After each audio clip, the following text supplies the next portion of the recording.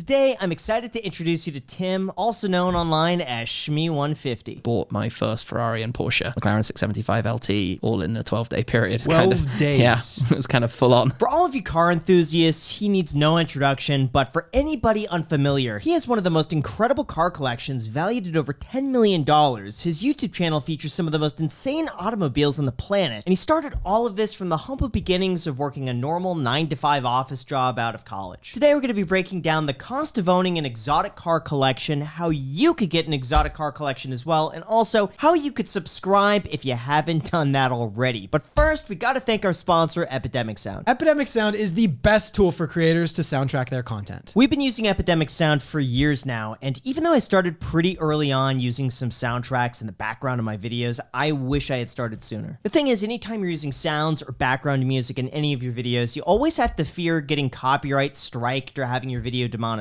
The other struggle that I had is that most of the free copyright music is just absolutely terrible, and it takes you forever to search through all the bad ones to find like the 3 that work. Not to mention, there's no guarantee that it's actually copyright free. And when it comes to viewer retention, a good backtrack is crucial. And somehow Epidemic managed not to just have a few, but thousands of copyright-free sounds and songs, and most importantly, they're really good. Epidemic's library offers over 35,000 tracks and 90,000 sound effects, so you'll always have options. All tracks are professionally produced by a diverse collection of artists and exclusive to Epidemic Sound, so you can't get them anywhere else. So click the link down below so you don't miss out on this amazing deal, and also you get access to Epidemic's incredible music catalog. Again, the link is down below in the description to get started today. And now with that said, Let's get back to the podcast. well, we're not getting back to it. Let's get to the podcast.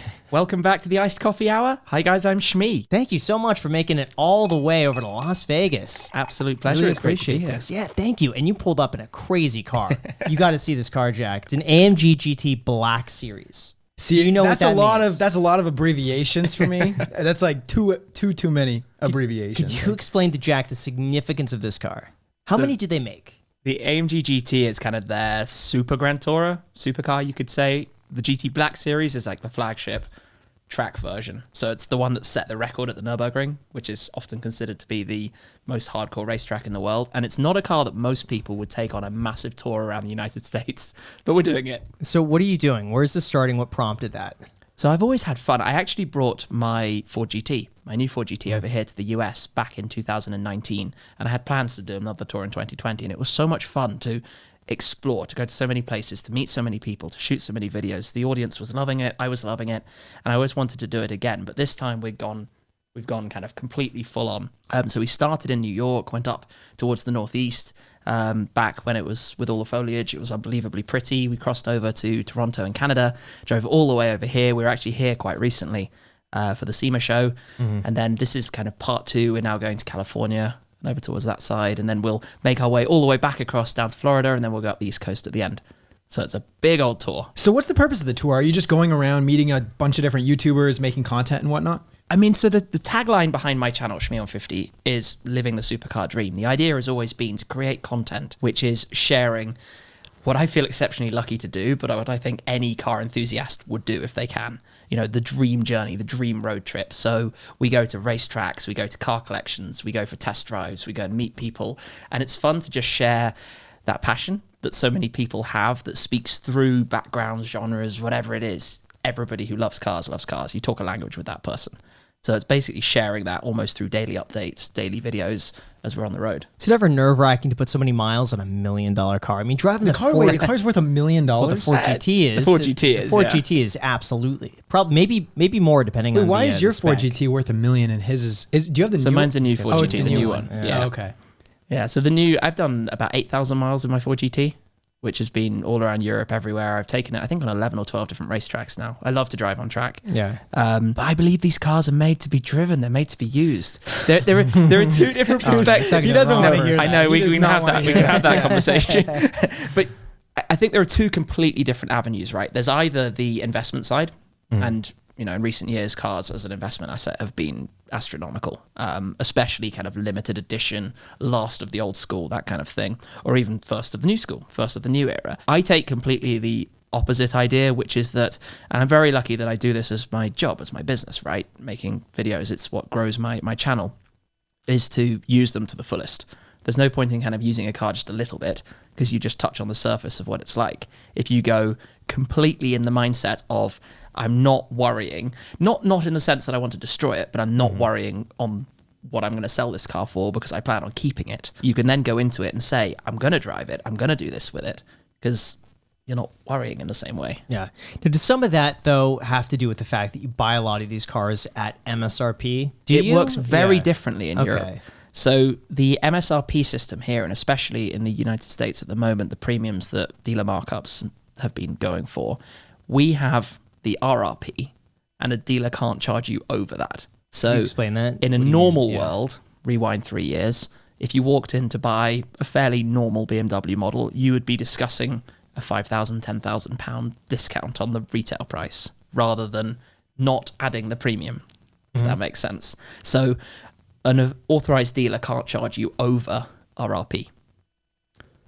It's still difficult to get an allocation, though. Sure. And it might be that they want you to buy more of the regular cars if you want to get the really special one, that kind of thing. Okay. But it's not that they can say, hey, if you want a GT Black Series, pay $250,000 over, which I think they were running for here. Right. So to understand an allocation, because I hear this all the time in like the watch world as well as the fancy car world, does that mean that you have to have basically like a relationship with the dealer, right? Like if you want to go to get a nice watch, you have to buy a bunch of other Rolexes and stuff like that and like show them off and get to know the salesperson. Right? Is it the same with fancy cars like that? It's exactly how it works. Every brand is different though. Like if you take Ferrari, for example, they actually have behind the scenes this point system where they allocate points to you, which you get for, let's say, how many cars you've bought, which of their events you've attended, their track events or their road trip events, for going to their different gala dinners, for going on their, internal Ferrari rallies or whatever it might be. So you get a point system. So if you want the latest and greatest, you need to have whatever X is for that particular car in your system. Porsche, a little bit more hard to read between the lines exactly what it is, because they don't do it like that. It's more on a dealer level, but it's similar to what you just said. It's about having that relationship. So if you're a customer who wants to buy a new GT3 RS that's just launched, the latest hot Porsche, you probably need to have a Taycan, a Cayenne, some regular 911s, and have bought a few cars in the last year or two. That's interesting. So what about like the lower level Porsches or like the lower level Ferraris? Is this only for like the super fancy luxury cars that they produce? Or is this like, can you go in and just buy a 911, like a base model? Well, in the current world, not really. The order queue is so long that it's not realistic. An interesting one is the new Ferrari FUV, they call it, but the Ferrari SUV, the Pura Sangue that they've recently launched, because even for that, you need to have a certain other number of Ferraris in your history or in your current possession to be able to get one. How many Ferraris? It depends. I don't think they publicize what it is per se, but I believe it to be that you need to effectively own one current vehicle along the lines of an SF90 Stradale or higher, so one of their kind of flagship cars, we could say, plus another car with a V12. Because the new car is a V12. So you need to own those two and probably have some points from some other events and things. So that means you probably have to buy about $1 million worth of Ferraris. To then buy, to get the SUV. How much is the FUV? Yeah, to then be able to spend $400,000 or $500,000. $400,000 or $500,000 for that. How many Ferrari points do you have? I don't know how it works exactly. I currently have 2 cars. I've previously owned 2 cars. I have more than one on order at the moment, so I'm working on it. Interesting. How did you get started in all of this? Have you always had a background in cars? I mean, I've always loved cars. Yeah. My YouTube car journey, you could say, began back in January 2010, and I've uploaded a video on YouTube on average more than once per day since, for 13 years, which is kind of crazy. And I used to just run around the centre of London filming cars that went by, or I used to go to big events like the Geneva Motor Show, which is where lots of new products would be launched, the Gumball 3000, which is one of the world's most famous car rallies, and I would just film a video and upload it. And you remember those days of YouTube. It wasn't ever really with any plan. It certainly wasn't, hey, one day this could be a business where I employ a whole load of people to do really cool stuff. It was, I'm just having fun filming cars. And that's kind of evolved from there. What were you doing for work back then? I used to work in an investment consultancy, actually. Really? So, very analytical based, which I would say is always where my YouTube side came from. Yeah. It was like, how do I understand what's happening, what's working, publishing content, how do you reach audiences, metadata, tags, analytics, you know the drill. It's kind of it's really a thing to try and understand it beyond just being creative and making a nice video. How do you find the time to do both? That takes a lot of time, especially unless you're just going like, on the street, here's a 30-second video, just throw up whatever. I was super, super lucky actually back at the start, because within the team I worked in, we were effectively creating a social media platform within our niche of the consulting world. And my boss, therefore, was super into the social media world and also very into cars. Had owned an early Audi R8 back when they were new. This was, the same kind of time, and effectively saw what I was doing. And I'd started at the company as one of the first employees. It was within single digits, and the company had grown to just over 100 by this point. And he basically allowed me, which sounds bizarre to say, to lower from working 5 days a week to working 4 days a week as my things were taking up, to lower to 3 days a week eventually before I went full time in the social media world. So it's kind of, can't really repeat that. Wow. But I got super lucky. Great guys. We still talk, the co-CEOs. Still see them both. So it's really, really nice actually. So did you get a pay cut? Yes, or were you pro-rata pay cut. Yeah. Okay, yeah. got it. But it kind of gave me the opportunity to take that leap of faith into it, because I think one of the hardest things when you're growing a channel and you start getting an audience is that you can earn something. Maybe you're earning a couple $100 a month, but that's not enough to live on. Certainly not in the supercar world, where you've got to travel to events and create content around cars. It's not cheap, whatever you want to do.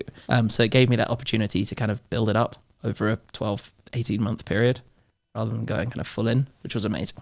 Like without that, it couldn't be possible. How much were you making back then on the YouTube channel? Do you remember? Not a lot. I think at the point I went full time, it was probably in the region of $10,000 to $15,000 a year. That's when you went full time.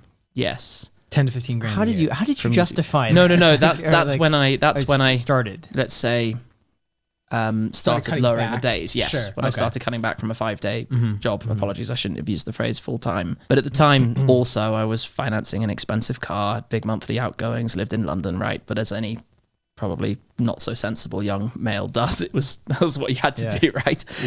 What was the car? My Audi R8 at the time. R8 V10. Okay. Yeah, so I guess I'd have been 25 financing the R8. Probably all my spare outgoings each month were going to that. So I couldn't go straight from work into the YouTube world. But it was that, I think, draw to the channel that I was sharing the experiences of that car. The living the supercar dream tag, I think we were already using back then. And it was very much taking the audience on road trips, sharing what it's like, sharing ups and downs when things work, when they don't work. So it's kind of one of those gambles that somehow managed to pay off. Hold that thought, Shmee, because first we want to thank our sponsor, Atlas VPN. I've been traveling a ton recently, and I don't expect it to slow down anytime soon. And with all that traveling comes sketchy and unsecured airport Wi-Fi. Well, thankfully, Jack, you use our sponsor, Atlas VPN. A VPN stands for a virtual private network. So essentially, whenever you connect to Wi-Fi, you're not connecting from your computer, the one with all your personal data, but from one of Atlas VPN servers that are spread out across the world. Which brings me to my favorite part about Atlas VPN, which is being able to stream exclusive movies to certain countries being outside of that country. It's really cool. You see, most websites, including Netflix and YouTube, will check to see what country you're in and blacklist certain videos from other countries. Thankfully though, all I have to do is connect to an Atlas VPN server in the US and I can start watching all my favorite content again. Yo, what are you watching? Nothing. They even have special servers that could support 4K streaming. It's also really easy to use. All it takes is one click and you're connected. So have a safe new year with Atlas VPN Premium. You can protect all your devices in 2023 for just $1.70 a month, plus a 30-day money-back guarantee and 6 free months upon sign-up. Click the link in the description to get the New Year's deal today. And now with that said, let's get back to the podcast. So how were you able to expand from the R8? I take it you quit your job, went full-time. What's your schedule look like back then? Because now you have to just create content around the R8 and just the car industry in general. Yeah, so the McLaren happened while I was at 3 days a week. So at this point, obviously, I'd spent a year growing the channel, trying to expand it. And I mean, it wasn't something that was earning, certainly not $100,000 a year or anything like that, but it had reached a point at which that was possible. So I could put the deposit in, I financed the car. To be honest, I spent pretty much everything I had at the time on my McLaren 12C. How much was the McLaren? So I bought a car in the UK for £125,000. which at the time would have been something like $180,000. So the 12C? Or yes, was the it 12C. The 12C. It was really cheap. So you have to think... Right, but 180, no, it's still 180. Sure. Right? But what you have to remember as well is it's funny because you wouldn't realize it now. New McLarens, when they launched, and the first 12Cs were delivered at the end of, I want to say 2012, when they started, or maybe it was early 2012, when they started, the cars had a lot of problems. They weren't ready. They didn't have an infotainment system inside that was working full stop, didn't turn on, just black screen. And it created a serious depreciation curve for early cars. So my car had a list price of £225,000 and it was less than a year old. So the previous owner to me had lost a six-figure sum in 12 months. Just not much fun. Mm-hmm. Wow. So I got an absolute bargain. I went on to sell the car for more than I bought it for, as it happens, a year later, because the brand had a bit of a resurgence. There was a lot more, people believing in their products, and they had fixed some of the problems. So they were all running properly. But it was definitely a big commitment. And there was certainly a period shortly thereafter where I was kind of like, is this a good idea? Have I just done something? Do you remember really what your bad? payment was? Yeah, it was roughly £1,000 a month. Okay. Which was fine, like I say, but it was certainly, I really need this to work. I need this to go somewhere. I need this to grow into something. Yeah, it seems like a common theme from James doing that with his Lamborghini and Doug DeMuro doing that with his Ferrari 360. Yes. They all were like, I went all in on a car, I bought something I couldn't afford, but it worked out. Yeah, it's crazy to think about it. I look back and I'm like, why did I decide that was a good idea? But I think if you've got petrol running through your veins, it's what you want to do. It's what you work, or what I certainly felt like I was working for, was to have the opportunity to drive these kind of cars. And that drove me every day to get up and go and do what I could, to go and work towards that goal. Yeah. I always dreamt as a teenager, I was completely kind of, one day I'll own a supercar. That's my goal. One day. So how old were you when you got the McLaren? So early 2014, I would have been 26. So you're 26. Was that like your daily driver? Or it was my only car. Yeah. That was your daily driver. How did you daily? I lived in central London. So, like, even just like driving to work, like what? Well, you didn't really drive to work in London. Well, London has good public transport, so we have an underground network. We have good buses. You can walk everywhere because the city's so small.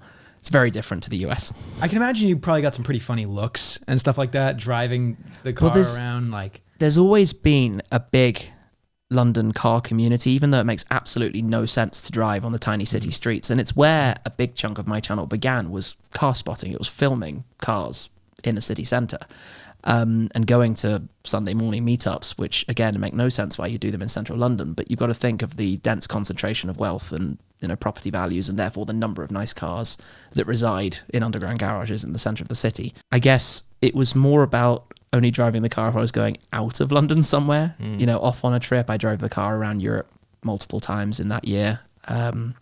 Plenty of kind of adventures and videos and things, but not so much, not for commuting. See, that surprises me, because even back then, when that was way bigger of a risk for you to be daily driving a McLaren, right? Daily driving, now, obviously, if you daily drive like a $1 million car, it's probably not that scary for you. But like back in the day, being 26, having all of your assets in one thing that you could be hurtling at like 90 miles an hour down a freeway, it's like, whew, like for me, I could not even fathom that.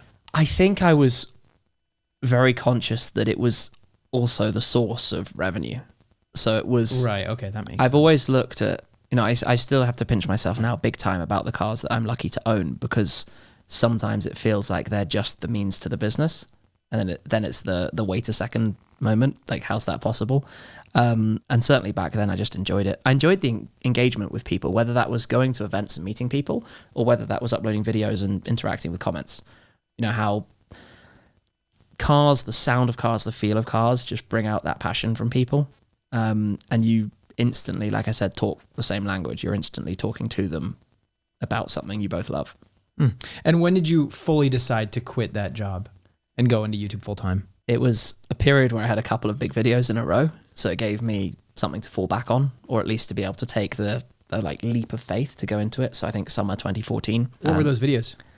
A couple of things all kind of at the same time, but mostly around the video on my channel that's got the most views, actually, which I'm generally about positivity, so I'm not particularly pleased about this video. Which video you're talking about. But it's one that went hyper viral. It's a Lamborghini crashing in London. Everyone has seen this video, Jeff. Everyone. Everybody. It's that black Aventador, right? Yes. Yeah, and it's going down the side street, and it hits like a minivan, and then it flips over. It jumps up in the air. You filmed that. You saw I that. didn't actually film it, but there's quite a story behind this as well. But it is the biggest video on my channel, and it's on YouTube. It's done 30-something million views, but it's if you add up everything on Facebook and Instagram, I'm sure it's hundreds. I remember seeing this on the cover of like Yahoo. Yes, like, it went everywhere. The cover of Yahoo. The cover, like the front page of Yahoo, but cover. I mean front page. All the newspapers, everything, everywhere. But the interesting story behind it was that at that time, I was actually trying to approach YouTube a bit more like a publishing platform, as opposed to exclusively videos that I would make. So I would try and buy rights from people to use their videos, as a lot of people now do on Facebook and other things, if they're not stealing them, that is, because obviously that's pretty rife. But back then I was trying to see if I could buy rights to cool, interesting videos. And this actually happened on Mother's Day. So I was out of London with my family who don't live in the centre of London. So I was out for Mother's Day lunch, and I had heard there's been a Lamborghini crash, and it's right outside where I used to live. Like, half a mile away. So I knew it was there. And I asked a friend of mine if they could go along and see what's up, you know. And the side idea was, can you get a video of something? Yeah. And he messaged me back later saying, oh, somebody I met there had a video of it. So I was like, do you have their contact info? Anyway, he didn't. So I put out a post online saying, I've heard there's a video. If anybody knows about that, let me know. And somebody sent me a message. And ultimately I bought the video from him for a couple of thousand, uploaded it. No idea at the time that it would be anything. I mean, my biggest video to that date had probably not earned me the amount of money that I paid him for that video. So it was it was risky. No idea. Yeah. No idea. But I kind of believed in the idea of this, or licensing the content out, because I did a lot of licensing of the videos I had shot, because I just had a stock library at this point of so many different cars that people would buy if they wanted. You know, the different TV shows that put together mashup clips and things that would want videos of whatever I might have. So I was doing quite a lot of that. And yeah, I didn't expect the video to go so far, but it did. I remember seeing that everywhere. Yeah. How do you protect the rights of your video? Do people just rip it off? Like someone like Yahoo, can't they just link it back to you? Or I guess then that they would credit you. Pretty much everybody commercial has a department that deals with this. Okay. And if you go to them and say, hey, you've taken my video, they'll offer you something. Okay. Certainly more in the past than now. At that point, it wasn't so much videos of myself, you know, presenting everything. Now it really is. So if anybody steals one of my videos now, it's still got my face in it. So it's kind of, it's not really worth going after. It depends what it is. But at the end of the day, I believe in focusing on doing the next positive thing rather than starting some dispute with somebody over even a couple of $1,000s. Or it sounds silly to say, but life is better if you're more positive about it. Yeah. Rather than getting caught up in silly fights. At that point, there was certainly a lot more, but I guess I felt super lucky and excited that I was able to do something that I enjoyed so much and turn it into something that was generating me, you know, an income. That was the craziest thing about it. So I didn't really feel, oh, this is a problem. You just let it happen. Yeah. I'm curious what some of the other videos were that happened around that same time. I think just basically a few things on the channel. Geneva Motor Show was always a big one for new car reveals, and I was always trying to be the first to upload videos. I would stand at the side of a car reveal, you know, holding my camera up over my head with a crowd of journalists in front of me to just try and get that first clip before I run to a corner at the Motor Show hall where my laptop is sat on the floor with a sequence ready so I can just dump in the files and get them straight on the internet. That was something I would always try and do. Wow. So like if you search YouTube for La Ferrari and you reverse the search, I don't think you can anymore, but you could for a time, and find the oldest upload. My video of the LaFerrari reveal at the Geneva Motor Show was live before Ferrari's own pre-filmed video had even gone live, like within 45 minutes of the reveal. So at the time, it was I was going full on to do whatever I could to get this content out, because 2014, 2015 was before the major magazines and traditional media publications had really, certainly in the automotive space, had really tried to do social. They weren't, they didn't really know what to do. Nobody had taken point on it. So it was like this kind of cheeky opportunity to get in there before everybody else did with anything. So to share the first content. So I think having time as well was a big one, because it meant I could shoot more. And I started having manufacturers, dealers, private car collectors reaching out saying, hey, would you like to come and film this? Would you like to come and do this? So a bit more traveling, a bit more access to things I could only have dreamt about before. No. What were you going to ask, Jack? I was going to ask you, so you bought the video for about $2,000, right? Something like that, yeah. Can you say how much that specific video you think generated in revenue? It's very hard to say. And so this is the thing that I said or felt so reluctant about in terms of it being the largest viewed video on my channel, because it's what it's brought in over the years in terms of audience. And you can't really put a value on that. You can't put a metric on that. You can say directly what that video has earned in revenue, and I can tell you it's actually a lot lower than people would think for 35 million views. It's a short video, right? The average retention is 15 seconds. Yeah. So it's a 15-second video with clicks from around the world. It's not clicks just from premium markets like the US or Europe. It's clicks from everywhere. So it's certainly a much smaller figure. I can tell you I have videos with 2 million views that have earned more than that video has with 35 million, which I find fascinating. There's so much understanding of how YouTube works beyond, I mean, I'm preaching to the experts here. There's so much more understanding of how this works than just stick a video online and get however many views. So it's what it's really done in terms of, like, you instantly know the video. Yes. So many people know that video. I've had a few videos that have done 10 million plus on more positive things, like the first time filming the Dubai police cars. Have you seen the Dubai police supercar fleet? I filmed that similar kind of time. Audi R8s, and they have like crazy Bugatti Veyron, Aston Martin 177. Bugatti Veyrons. Yeah, so they did. I'm just curious because, like, do the cops actually get in the Veyrons and like chase down some dude in like a '98 Civic? Like, do they actually do that? You know, it's really interesting. Actually, it started completely as a marketing thing. I believe the cars were like the personal collection of somebody close to the general of the Dubai police, or however exactly it worked. And they used them at, for patrols at big public events or venues or that kind of thing. But it kind of went a bit further, and effectively the most senior officers can drive and patrol with them. Of course, they're not going to be arresting people because they don't have the right setup for that, but they do use them as police cars. Like, they are there. But you don't think anyone's ever been detained and thrown in the back of like a Veyron? Because at that point, there's no back of a Veyron. The passenger seat. Sure. At that point, I'd probably break laws. There is a Brabus G-Wagon. They could throw somebody in the back of a Brabus G-Wagon. Gosh. But it was a huge marketing thing, as so much of the content or things you see from the UAE have been. But my videos of that from the beginning were obviously really big because people hadn't seen it before. And, I've had some big videos of a first look at a brand new car that I've managed to push out from the Geneva Motor Show, like I just said, for example, and things that I'm much more proud of as videos, we could say. Wow. So why didn't you decide to license more content, or did you? And that was just the one video that happened to do really well. No, I did. A couple of friends from the car spotter world, actually back then I came up with agreements that, we would split the revenue that a video would generate, that kind of thing, with the idea of, one day maybe that could be the way the channel runs, sharing the content, being that side of the business, which maybe would have worked quite well. It's hard to say looking back, but what I figured happened was that the audience were more keen on content that made them feel like they related with you. So more personal, more talking to them directly through the video rather than just throwing out a video of a car, with music over the top or something. Yeah. It's not quite the same. Whereas that personal journey is the way I think so many people in certainly my space, but pretty much across the board with YouTube have evolved, right? Because they've created that connection to their viewers, and the viewers follow the whole journey. The crazy thing I think for my channel is at the beginning, I had a BMW 1 Series, a diesel 1 Series coupe, lovely car, but people can see that progression from that all the way through to I now have a garage of about 20 cars, and it's all there. The whole story is there, which is really quite fun. Let's talk about that a little bit. The journey from the McLaren. What happened after the McLaren? I promptly bought a more practical car. Okay. That did happen. I upgraded from that McLaren to another one. I actually had 4 McLarens in a row. When I was saying about creating the content around the brand, that there wasn't really much out there.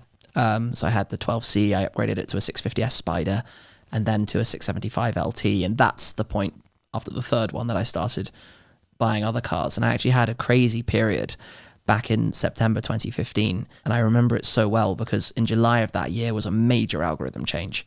Major change. They introduced effectively the mid-roll ads that you could add in on longer videos. So a massive shift towards creating longer form content.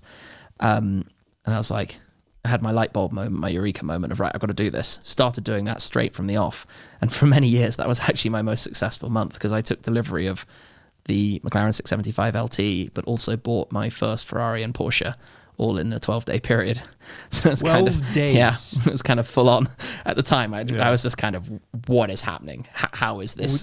Would you be comfortable talking about some of your finances back then to be able to afford all of these cars? Because I remember watching your channel from back in the early days. This was like when you did the gumball rally videos. Yeah, I still do. Yeah. But the early ones, this must have been like 2012 or like 2013. And I kind of wondered, going through that, like how do you afford all of these cars? Yeah, I mean, I'm the first to admit around it. This is I've used a lot of car finance over the years. You know, I've very carefully tried to weigh up what's the right path in terms of deposits, payment plans, and outgoings. And certainly at that period, it was like that. The 675 LT, I think I had bought that probably 50-50, something like that as a deposit.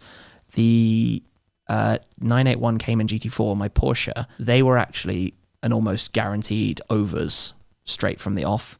So I took that on, I think, a 50% deposit, interest only type deal. So tiny payments relative, but every limited edition Porsche at that time was trading for crazy money over. So I suppose my original idea was if I keep it for 6 months or 12 months, I'm probably not going to lose money on it. Perhaps a little overconfident, but it did go in that direction. Yeah. So it was fine. And the Ferrari Finance actually do an amazing deal. Ferrari prop up their own cars in a way that no other brand can match. What in does terms that look of like? Residual values. So they'll give you a 4-year agreement where it's probably slightly different from region to region, but they'll give you, you'll put in your deposit, you'll have your monthlies, but they'll give you a value at the end. The guaranteed buyback value at the end, or the kind of hand it back value, I should say, the balloon payment, which will be very, very high. But what happens as a result of that is, because pretty much every Ferrari is financed with Ferrari Finance, is that they have such a good control over the used market and the values stay so high. So you see this now with newer cars. Say the new Ferrari 296 GTB, which is their V6 hybrid, is a direct rival to the McLaren Artura. Very similar cars on paper. The Ferrari is probably £70,000 or £80,000, $100,000 more. But the likelihood is it will probably be worth more than $100,000 more in 2 or 3 years' time. So even though it costs more on paper, it probably costs you less to own for 3 years, which is really quite interesting. So what is it like to finance a Ferrari? What do they look in terms of how much money down, what a credit score needs to be, what an income requirement? I'm so curious about this. So I'm smirking a bit because when you say to a finance company back in 2015, what's your job? I earn money from making videos on the internet, they definitely look at you like, no, no, you don't. Yeah. Nobody understood that. And certainly it was quite I think a hard thing to do from the outset, but you obviously, like anything this, you demonstrate your income, you give an explanation of what you do and how you use the cars. And let's be real, I'm using the cars for videos. The cars are part of my business activities, if you will, as well. So parts of the expense can be written off. Obviously that's different in every country and it works very differently. So I think at the time I just submitted the application. It's been very easy. It still is very easy for lots of people to get credit on cars. Obviously, maybe not Ferraris, of course, but submitted the application. It was approved and job done. Put in my deposit, I guess probably 20-25%, something like that. Okay. And go from there. Were they hesitant, though, about you making content with the car? I heard Ferrari's very particular about the image. Because I remember the thing with David Lee wanting an allocation. I think it was the Ferrari Enzo, the convertible, or it was Ferrari Aperta, yeah. Yeah, and he didn't get the allocation. And I think he posted something on Twitter or he posted on Instagram calling them out on it, and then coming out publicly and saying we don't like the image or like the flashy aspect of it. I don't think it was so much that, and without wanting to go too specifically into David's situation, it's the point system. The majority of, I believe, his collection of cars had come from third-party sources, cars he had bought, amazing cars, like absolutely amazing cars. But to buy a LaFerrari Aperta, you need to have your 20 cars that you've bought direct from Ferrari. It's a very different system. They are incredibly protective of the brand, vastly more than anybody else. And I have a close relationship with them, and I love working with Ferrari. They make amazing cars, but they can be sometimes. You have to be very play by their rules if you want to be able to work with them. It's one I think that if you are in that Ferrari world, you kind of know that. Kind of respect that, the history that they have and the people who are buying Ferraris. They are the ultra VIPs of the world kind of thing, to be building and buying LaFerrari Apertas. A car, they only made 200 of them, right? It was $2 million each. And that's 6 years ago. So now, today. Yeah. Yeah, I mean, it would be double that, if not more. Right. Now, I heard also that now with the newer Ferraris, they have some sort of system where they could tell if you've changed the exhaust or if you modify the engine in such a way where it like flags, it avoids the warranty. Is that true? It's pretty much true with every company. Are you serious? Believe it or not. Like when the new Corvette came out, the C8 generation Corvette, a lot of buyers were quite unhappy that Chevrolet had completely locked it out. So you couldn't modify. You had to put kind of piggyback ECUs if you wanted to change anything. BMW do a big job of it. If you've changed anything on a BMW, it's logged in the system on any new car, and that will be there forever. Even if you revert your changes to sell it, the dealer will scan it and it will say, yeah, this happened. Like a lot of these new cars are completely locked down. That's crazy. Yeah, it makes it really difficult. So, for example, the 2 Ferraris I currently own are completely bone stock, unchanged, because I don't want to get into any warranty battles if something goes wrong. They're known, they're very happy for you to use the cars. It's not like they don't want you to go and track them and drive them and do some miles with them, but they don't want you to stick aftermarket parts on them because it's not the image. It's not the right look. Now, what do you think it is that Lamborghini doesn't go after modifications as much as other companies do? I think it's the brand image of Lamborghini. They are rebellious, right? Sure. If you buy a Lamborghini, you are a flamboyant character. You want to be out there. You're that kind of person. If you look at cars that are driving down in South Beach, Miami, or through Dubai or something, the things you see the most of are Lambos. If you go and rent a supercar, you rent a Lambo, right? It's that kind of thing, because there's nothing that says, yeah, this is a crazy experience more. Like there's no alternative. So I think Lamborghini embrace that, and they know their customers are these kind of people. Like if you go to a Lamborghini event, if you go to a Ferrari event, people will be very formal in their suits, dressed up. You go to a Lamborghini event, people are just in shorts and t-shirts, right? Yep. It's a completely different type of buyer. And you actually see that. Big Ferrari collectors tend not to own a Lamborghini, and big Lamborghini collectors will not own a Ferrari. And it's amazing that you have that complete divide between the two brands. Whereas like a McLaren collector will probably have some Porsches, because those two cars are very track focused and kind of line up with one another. Right. So I see these kind of trends all over the place, but people who have multiple Lamborghinis, serial Lamborghini buyers, they're not Ferrari guys. Huh. What car make do you think is liked too much, is overhyped? Interesting. I'm gonna put you on the spot here. Yeah, I'm very on the spot with that one. What's hyped? Be careful what you say. Ferrari is listening. Do you know what? If we talked about, let's say, the multi-million-dollar cars, this world of Bugatti, Koenigsegg, Pagani, what's really interesting in that space is how all of these cars are beyond what any of us need in terms of performance, what they can do, art pieces even, but they all do this quite differently. Like it's really hard to compare even those kind of cars because they're not the same thing. If you then come down to a supercar field, Ferrari, Lamborghini, McLaren, Porsche, again, every car these companies produce now is way beyond what any normal driver can do.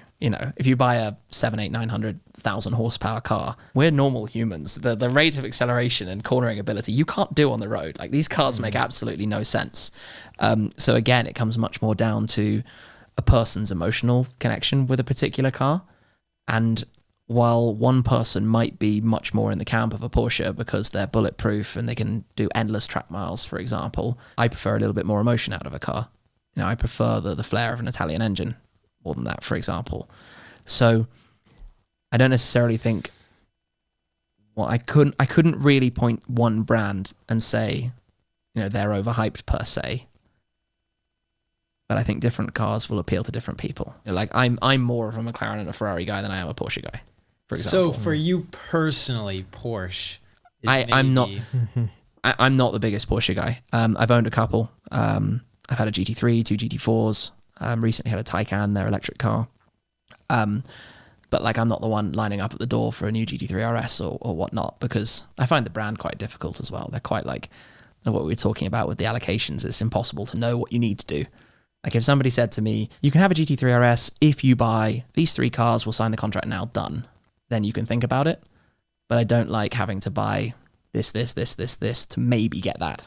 I think some of that spoils the mystery, though, because if Ferrari did that, let's just say, and said, okay, you need to buy these 4 cars and you'll get this, then it's like any rich guy could say, all right, now I'm going to buy those 4. All right, shove them off to the side, I'll buy that. But keeping some of the mystery and having someone at Ferrari hand select those people, I think, is part of what makes people want to go the extra mile. Like, maybe I should buy that 5th Ferrari just to get on their good side.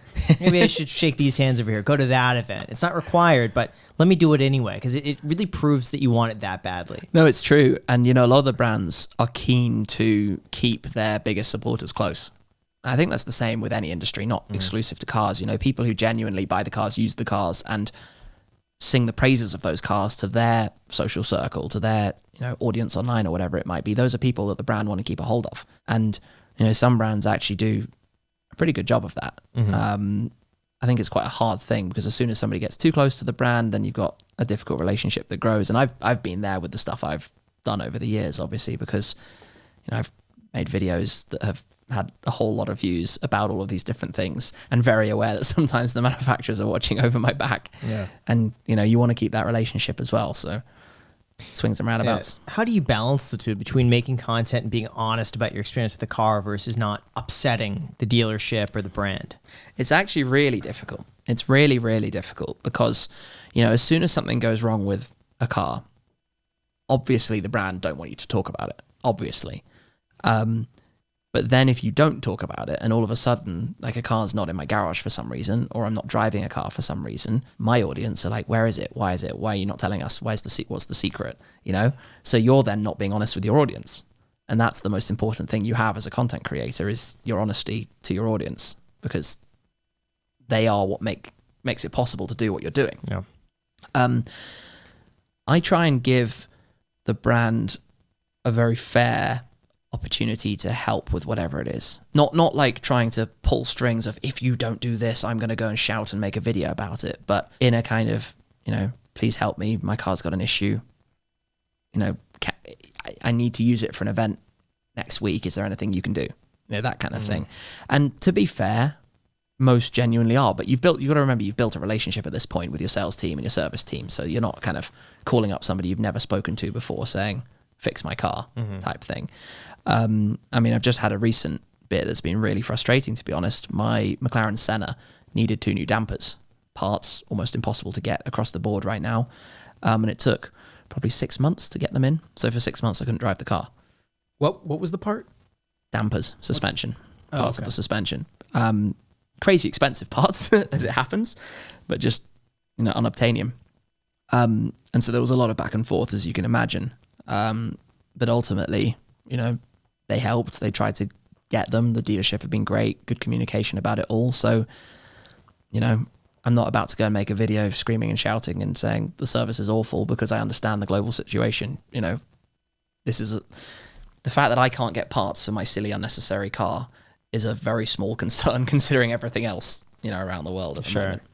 Now, how much of that, though, is you having a channel and a large presence that they put you at the priority?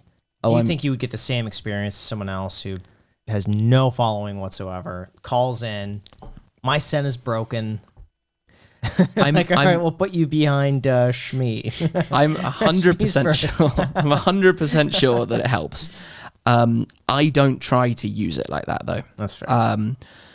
I know that when various cars I own, whether it's Ferraris, my 4GT, or Lambos or whatever, go for a service, they probably have an extra look over them beyond what they might otherwise do.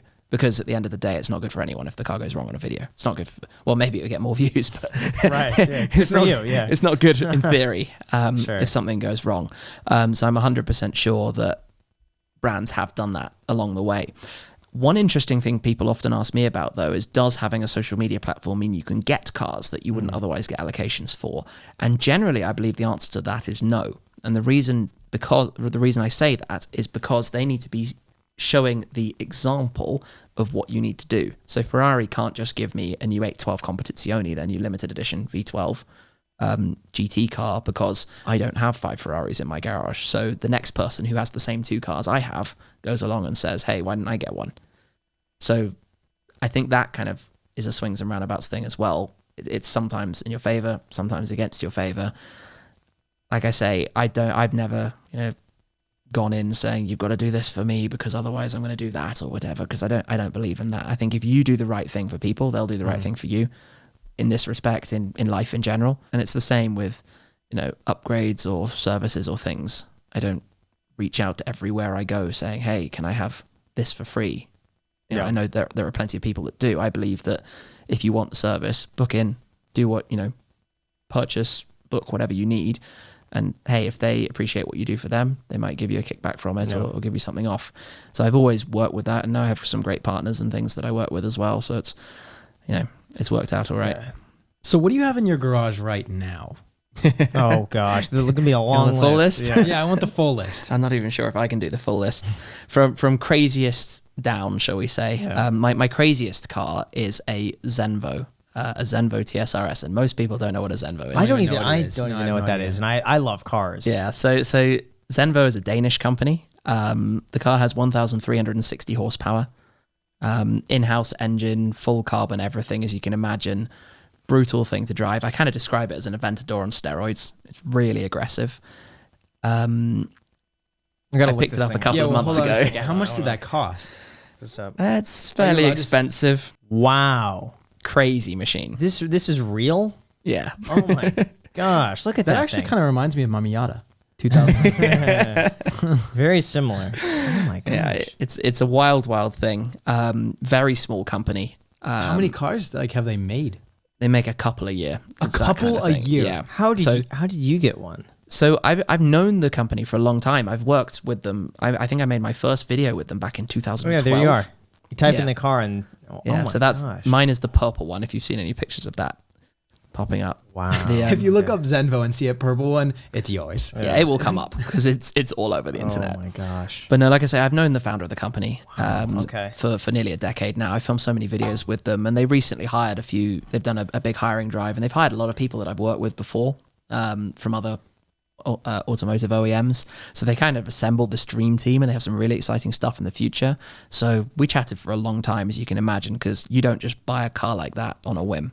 For me, there was a lot of, am I really going to do this? that's How a was big their commitment. financing though? Yeah, that's a big there a part. good financing yeah, team? They Yeah. helped introduce me to somebody who can help me with that. I mean, don't get me wrong, the deposit. Yeah. If you have to put in like a sizable double-digit deposit of a multi-million-dollar car, it's a scary number, whatever you do.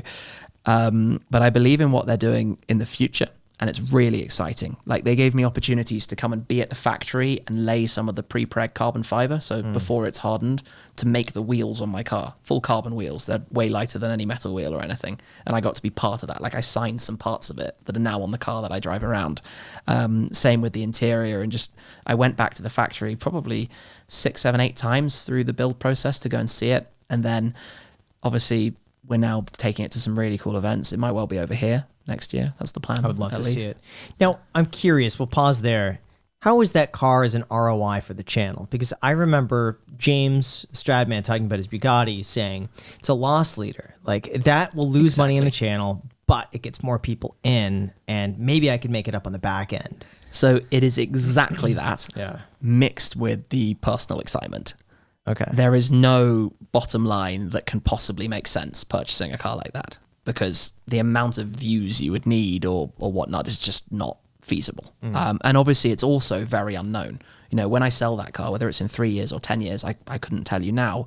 I have no idea what it's going to be about worth. to say, I don't know yeah. if it'll have lost 50% or gained 300%. You know, I've got no idea how long's a piece of string, because it's such a small boutique brand. There's nothing to look at. There are no like sales figures for cars being sold, because the only people who have bought them still have them. It's exactly what James said, a bit of a loss leader into the channel, in the sense of how crazy is this content. And, you know, the views on the car in some ways aren't as big as if I had bought a more well-known car of that price point. You know, if I had bought a Bugatti, the views would be bigger for sure, because more people are looking for Bugatti content, and more people instantly know what a Bugatti is. You know, a Zenvo we're talking about, you've not heard of them before. Right. I believe in their future though, and I find that really interesting. I think when in 5, 6, 7, 10 years time, people are looking for Zenvo content, they'll end up looking at my videos, and it will keep everything very current.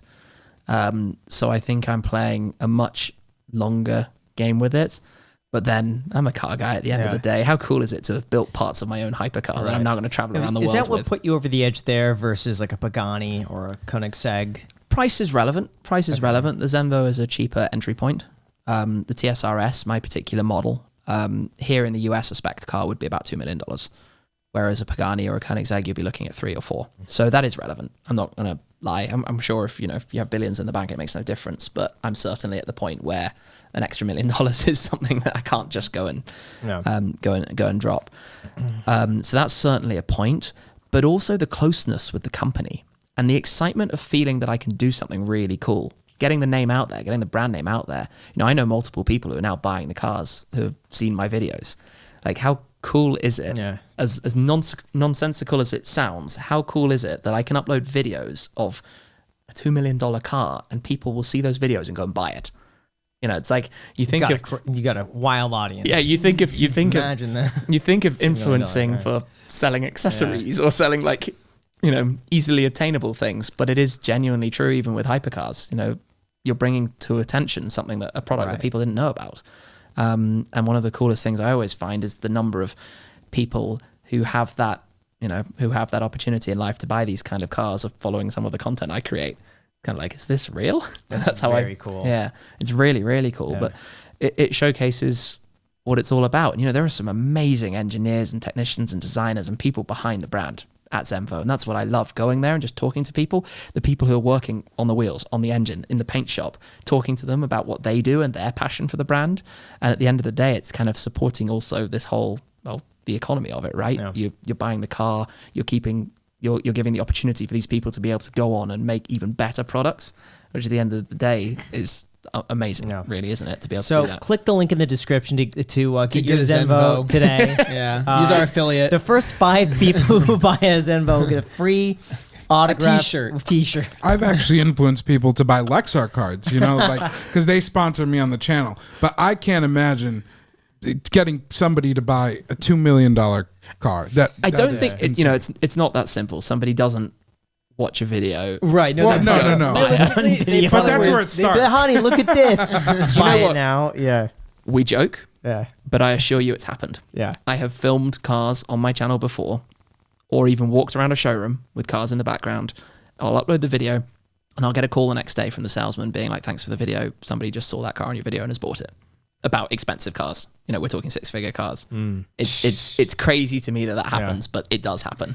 You know what's neat? I haven't talked about this in a long time. When I posted my $78 Tesla video, yes, I put my Tesla referral link as the first link in the description. Guess how many Teslas I sold? I can imagine it's a lot. Just guess. How many views does the video have? Probably 8 million. 15,000? I'm going to guess no. 280. Oh, you're really close. About 240 see, that's low. I was going way over because it's people click the link and paste the deposit though, right? No, this is actually Tesla's actually delivered. Okay, so if someone places a deposit, it shows as pending until they actually take delivery of the car. So think about that. 240 people have genuinely watched the video and clicked the link. That doesn't mean, I reckon probably 15,000 people have bought cars who have watched your video. And maybe used another link. Yes, or just gone direct to the website. Yeah. Or already had one on order, or was just aware of it, Yeah. Actually, probably way more than that Tesla owners have watched your video. Maybe. That's the crazy thing. I've watched the video. I'm not a Tesla owner, but I've watched the video. A lot of people watch that video, yeah. It's amazing to think, isn't it? Yeah. Because that's the deposit. The car isn't cheap. It's $40,000, $50,000, $60,000, $70,000. Right. Yeah, and the cool part now is that I have basically unlimited supercharging miles. Just because of people signing up through that link. So unfortunately they changed it. I got the car right after they expired the referral program where I think if you referred 100 people, you got a free Tesla Roadster. So I would have gotten 2 free Tesla Roadsters from that one video. But they expired it. So now it was like every person that signs up, I think you get 5,000 free miles of supercharging per sign up. It was something like that. Many. It is 240. But you get 240. I'll never be able to drive the car as many miles as I have. But the downside is that they ended up putting a limit on it. So I had basically almost 1 million miles of free supercharging. And then now they say it expires in 2024. All of it. Oh, no. Yeah. But So they put a cap on it. So if Elon's listening right now, we're going to need a change on that. They've been dialing it back. They also used to do a giveaway. So every time you referred somebody, you would be entered for a monthly giveaway to win a Model Y or a Tesla Roadster. To my knowledge, I don't know anybody that's won, or I don't think they ever did it. I think they just said it. And because I tried doing a lot of research on this, could not find one verified winner. Interesting. But it's there. I mean, I've got the emails, I've screenshots of like, hey, this is their new plan. Nothing. Silence. Interesting. So I think they figured they could just get away with not doing it and no one's going to say anything. I mean, who's going to say? That's just like the YouTubers that give away like PlayStation 4s and stuff like that, like the kids YouTubers. The iPhones is like, iPhone giveaway, I'm giving It's away actually 5s. really hard to give away stuff online because you end up getting a winner. You reach out to them and they don't reply.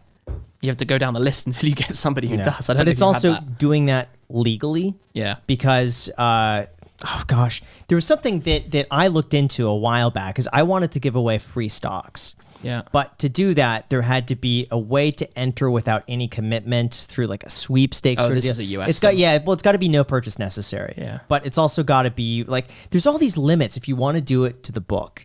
So no purchase necessary has got to be one. There's got to be a free place to enter. It's like it became such a big hassle that it was easier just not to give away stocks. Like, unfortunately, kind of. But you want to make sure it's done correctly. But Yeah. Makes sense. yeah. There's an entire theory. Oh my gosh, I don't know what's happening with my voice. There's an entire theory. Maybe age difference here is a little, maybe you guys won't get this, but it's huge on YouTube. There was a show that Jack and I probably watched called Sweet Life of Zach and Cody that was on Disney Channel. And they ran this sweepstakes that you bought this yogurt, like Danimals yogurt, and they were giving away like a vacation or something with the stars. And there's so many people who have made YouTube videos like saying, well, who won? Because nobody won. And then this guy came out and said he won, but then they linked it to like another sweepstakes. So really, it's been this mystery for like over 10 years now. So, Can't trust them. no. Can't trust Difficult them. world.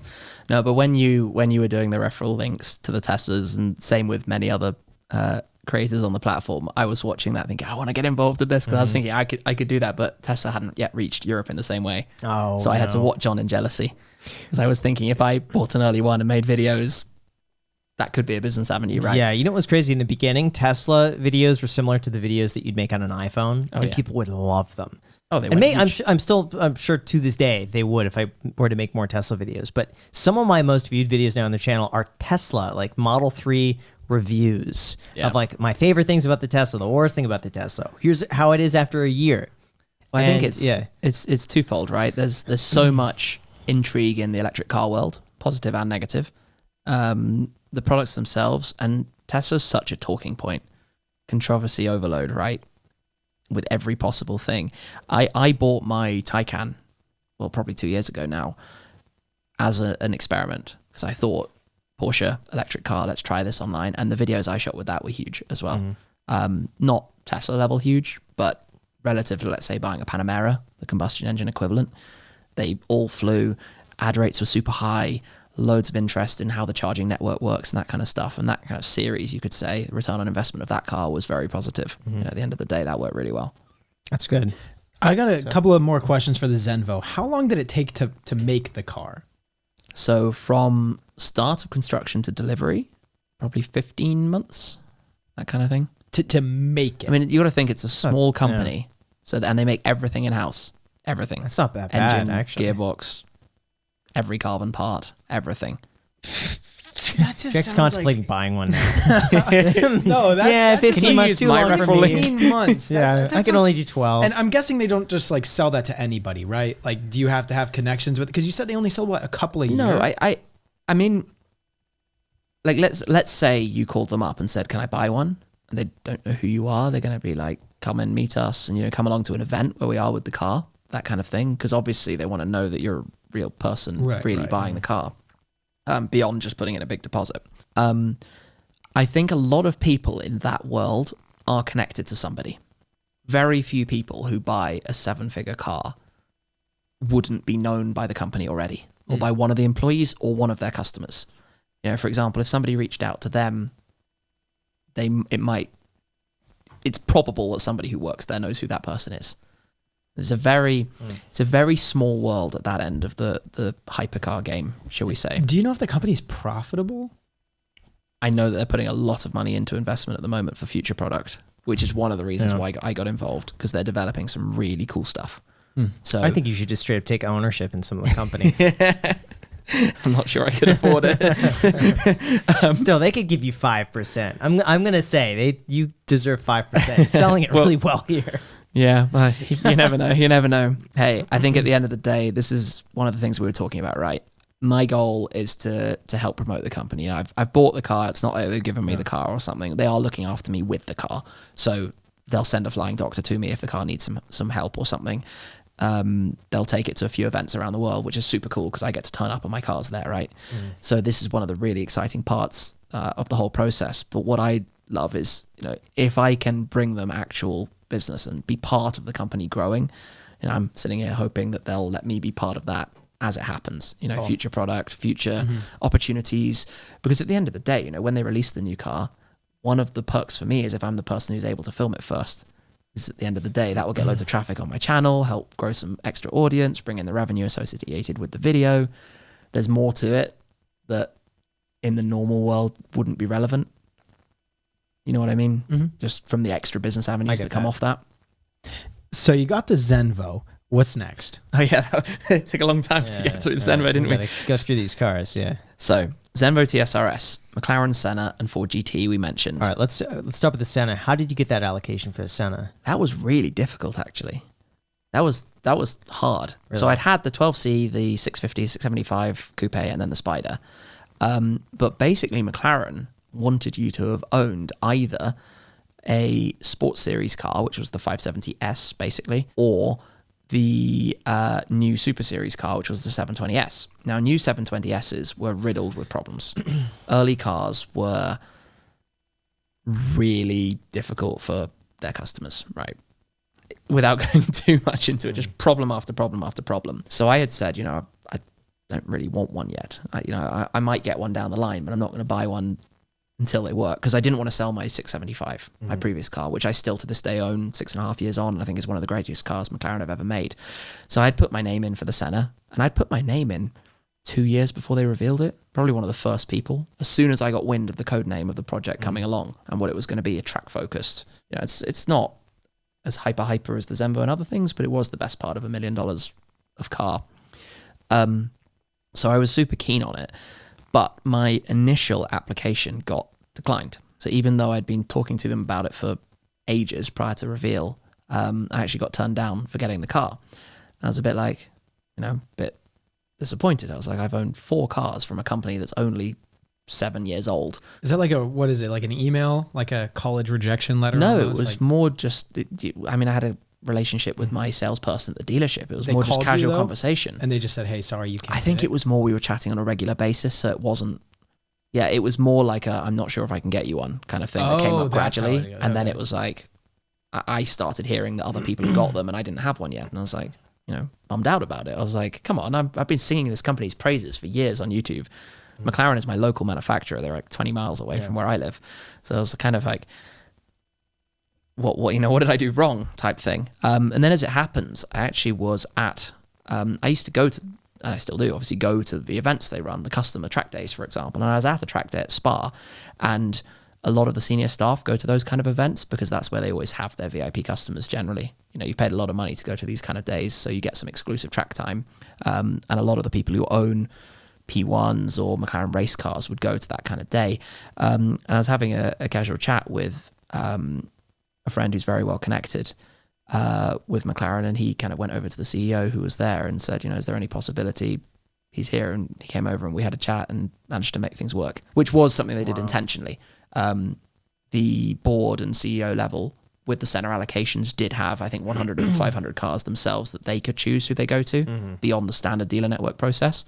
And I think, you know, at the end of the day, I've done what McLaren would have wanted me to do with the car. I've had it on track probably 4 or 5 times. Done 4,000 miles with my car. I still own it. You know, some people stick them for sale the day they take delivery, and I'm not going to sell mine anytime soon. So what could you do, like hypothetically, if you take delivery of the McLaren and then sell it immediately afterwards? So you'd be blacklisted, right? Yeah, I'd never give you a car again. Supply and demand with these things. You know, some cars values the day you can take delivery will be massively over, and some just simply won't. I think it comes down to the manufacturer. If you flipped a Ferrari, you are gone. Good luck.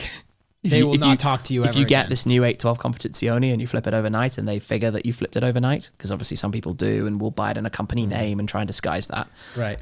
If you do flip it, you will not be buying another Ferrari. So hypothetical numbers, that's Senna, right? Yeah. Like immediately once you bought it, how much could you have flipped it for? In the US market, they were much stronger than in the UK market. So initially, fuck US, a little bit. I think initially in the US, maybe 300,000 over. So a spec car would have cost you around 1 to 1.1 million, and you could sell it for 300,000 over. That kind of thing. They did soften. There was a period where they probably dropped down to, I'm guessing here, but 800,000-ish. Whereas I think now, $1 million. Did they only go down to $1 million? They're back over $1 million again now. You see these curves, obviously depending on availability of credit, what the markets are like, et cetera, but also what the demand is like. And with the kind of in-our-face electric future that is being talked about nonstop, cars with combustion engines are in so much demand right now. Like, people just want to enjoy them while they still can. So anything from recent years that's in limited numbers, the values have just been flying. So I believe the Senna is one for the future, because I believe it's one of the fastest cars that will ever be made without electrical assistance. How fast is it? Lap record times of anywhere it goes, basically. A new genre of cars have arrived now, the hybrid, the hypercars, the likes of the Mercedes AMG 1, the Aston Martin Valkyrie, cars that have even more power and will set even faster lap times. But that's what I mean about the lack of any electrical motors. Also makes it more fun to drive because you're not lugging so much weight around a track. Really hard to give any kind of meaningful numbers. But if the Senna went to the Nürburgring in Germany, it would be like up there. It would be lap record time fast. It's hard to put a specific on it because McLaren don't want that image. They don't actually do it. Interesting. Yeah, some customers have done it with their cars and gone to Silverstone and gone to Spa-Francorchamps and gone to big circuits and broken records. There's a video topic right there, Graham. How you can make $300,000 overnight. Well, speaking of that, we got to talk about the Ford GT. Because that is something I would have loved an allocation to that. But I think they're all sold out. They've all been spoken for. They're about to finish the build. It's been a long time. Yeah. I went to the introduction of the car at the Detroit Auto Show in January 2015. Wow. It's crazy to think about. The first customer car was delivered in the last few days of 2016, which may or may not have something to do with the homologation requirements for the Le Mans win that year, that you have to deliver a customer car in the same year, I believe. But ultimately, they've been in production since somewhere in 2017 through to early 2023, 6 years of production. So what was your application process like? Did you have the original Ford GT? No, so I never had an original Ford GT. And truth be told, I didn't own a Ford before the GT, before I got the allocation for the GT. I went to that launch event. So I was going to all the motor shows. And pretty much from day one, I was like trying to talk to everybody I could. I was like, I need one of these. We thought it would be a $300,000 car when it was released. It ended up being a lot more than that, especially in the UK. But even that day, I was like running around trying to speak to everybody, all the heads of PR, marketing, eventually like really senior people at Ford and Multimatic who were responsible for the car. So I was in Detroit for 3 days. So I was at the show stand the whole day, like all day, every day around the Ford team, and then went back home. And I actually walked into a dealer when I got back home, a Ford dealer in London, and just said, hey, can I order one of these? And they were like, I've never seen that before. That's got to be some kind of weird concept. Yeah, they had no idea what it was. Wow, okay. But of course, why would they? It wasn't in any Ford system. And Ford, I don't know if you know this, they kind of developed it like a skunkworks project in the basement in Detroit. It was, other than the 20 or 30 people working on it, nobody knew about it. Really? It was completely secret until they did that Apple One More Thing style reveal at the show. They had been showing the new Shelby GT350, the new Raptor, and then boom, we've got one more thing to show you. Ford GT rolls out, and the whole crowd is just like awestruck. Because, I had heard a rumor, but I think only like a week before, it was really quiet. It's like massive kudos to them for achieving that. But fast forward, nothing really happened. I went to a whole lot of events trying to figure, like, how do I get one of these? Like, how does this work? They'd said from day one it was only going to be they said 4.5 years of production, 250 cars a year. So roughly 1,100, 1,200 cars, which is about what it is, but just over a longer period because it took longer to ramp up the production. So I was like, it's clearly going to be like diamond dust, how does this work? So I went in June 2015 to Le Mans, the Le Mans 24 Hours, where they introduced their race car and announced that they were going to race the next year. So I was like, again, talking to everybody, trying to figure everything out. And I went to all the shows. I went to so many events to try and understand it. And then fast forward to April 2016, and they announced that it was going to be this application process, this form you would fill in, where you would talk about what commercial tie-ups you have with Ford, are you a parts supplier or a big customer or something, what your racing experience is, what events you partake in, what different series, your car ownership. And they did ask about your social media presence. And that was widely documented at the time. Like, they're going to give all of these to influencers and, nobody else is going to get one. And I found this really, really, really interesting because obviously I submitted my application. I did it on day one, and you could add a 60-second video to your application. And this was only for the first 500 cars. 2 or 3 years later, they would then do the rest of the cars. And obviously in the first time around, you got to think, this is back in 2016. Most people don't go out and make a video to apply for a car, but obviously being a video guy, I did. And I created something that basically snapped into 60 seconds why I thought I'd be a good customer for the car and what I could do with the car and what I do with my current cars. So I showed like driving my McLaren at Spa, and I showed going to a big event with a massive crowd in my Ferrari in Italy, and I showed just doing all sorts of different car stuff, voiceover style on a video. That I actually filmed because I was in Monaco at the time. So I woke up and went and just made the video straight away, same day. Because in case there was any like priority for doing it faster or something, I was like, I've got to get this in today, day one. And you didn't hear anything until a couple of months later when they sent out emails basically letting you know either you had secured an allocation or you were on the wait list for the later cars or you weren't able to get one. And they announced for that first 500 cars that they had 6,500 completed legitimate applications. So 6,500 people who were in a position to buy that car, which is crazy. And my email had come through, like I say, saying that I'd secured an allocation, and I was like, amazing. I can't quite believe this. At the time, I was ecstatic and excited, but I was like, oh my gosh, how am I going to afford this? Because that was double the price of any car I'd owned. Like, I had my McLarens, but the UK price of the car was £600,000. Oh, because it's US price plus all the import duties and taxes and conversion. Is that before options? Is that like the There wasn't base? much you could add. Sure. So 600 is about where it ended up with options. It's a bit more now for the later cars. So I didn't really know how I'd got the allocation. I knew that the team from Ford Great Britain had been championing for me to get one. They were being amazing. Like, they were super keen. But I mean, I was going to all of the events and things with them and covering all Ford products. And, I was telling them that I'd take this car around the world and I'd do a ton of cool stuff with it. What transpired down the line, actually, because not very many people in the social media world did get an allocation. Like, a lot of people had applied for one as a, maybe, but very few people did get one. I mean, I was shocked that James didn't get one because he had the normal Ford GT, well, the 2005 or 6. I don't think he had it back then. I think he did. He already owned one. Okay, maybe. Yeah. I think his situation was actually a little bit more complicated around it. But for me, I was just thank my lucky stars. Like, how crazy is this? This is so cool. Blessing in disguise, because like I say, I had to then start working out how to afford it when I'd eventually get it. And there was no information about when it would arrive and what the story would be. So how did it work? Did you have to pay for the car up front? Or? You had to, when it went into build, give a 50% cash deposit up front. Okay. This is a lot of money. What was quite interesting prior to getting to that stage, though, was I did kind of find out more about how I had managed to get one, because there were only, I think, 12 UK cars in the first batch. So in that first 500 cars, it's like really lucky to get one, and mine was the last. Mine was actually the last European car of the first lot, so number 80 of 80 of the European cars, which is kind of cool to this day. But what I was told at a later time was that the way I got my allocation was actually that they chose 10 out of all the applications that had videos.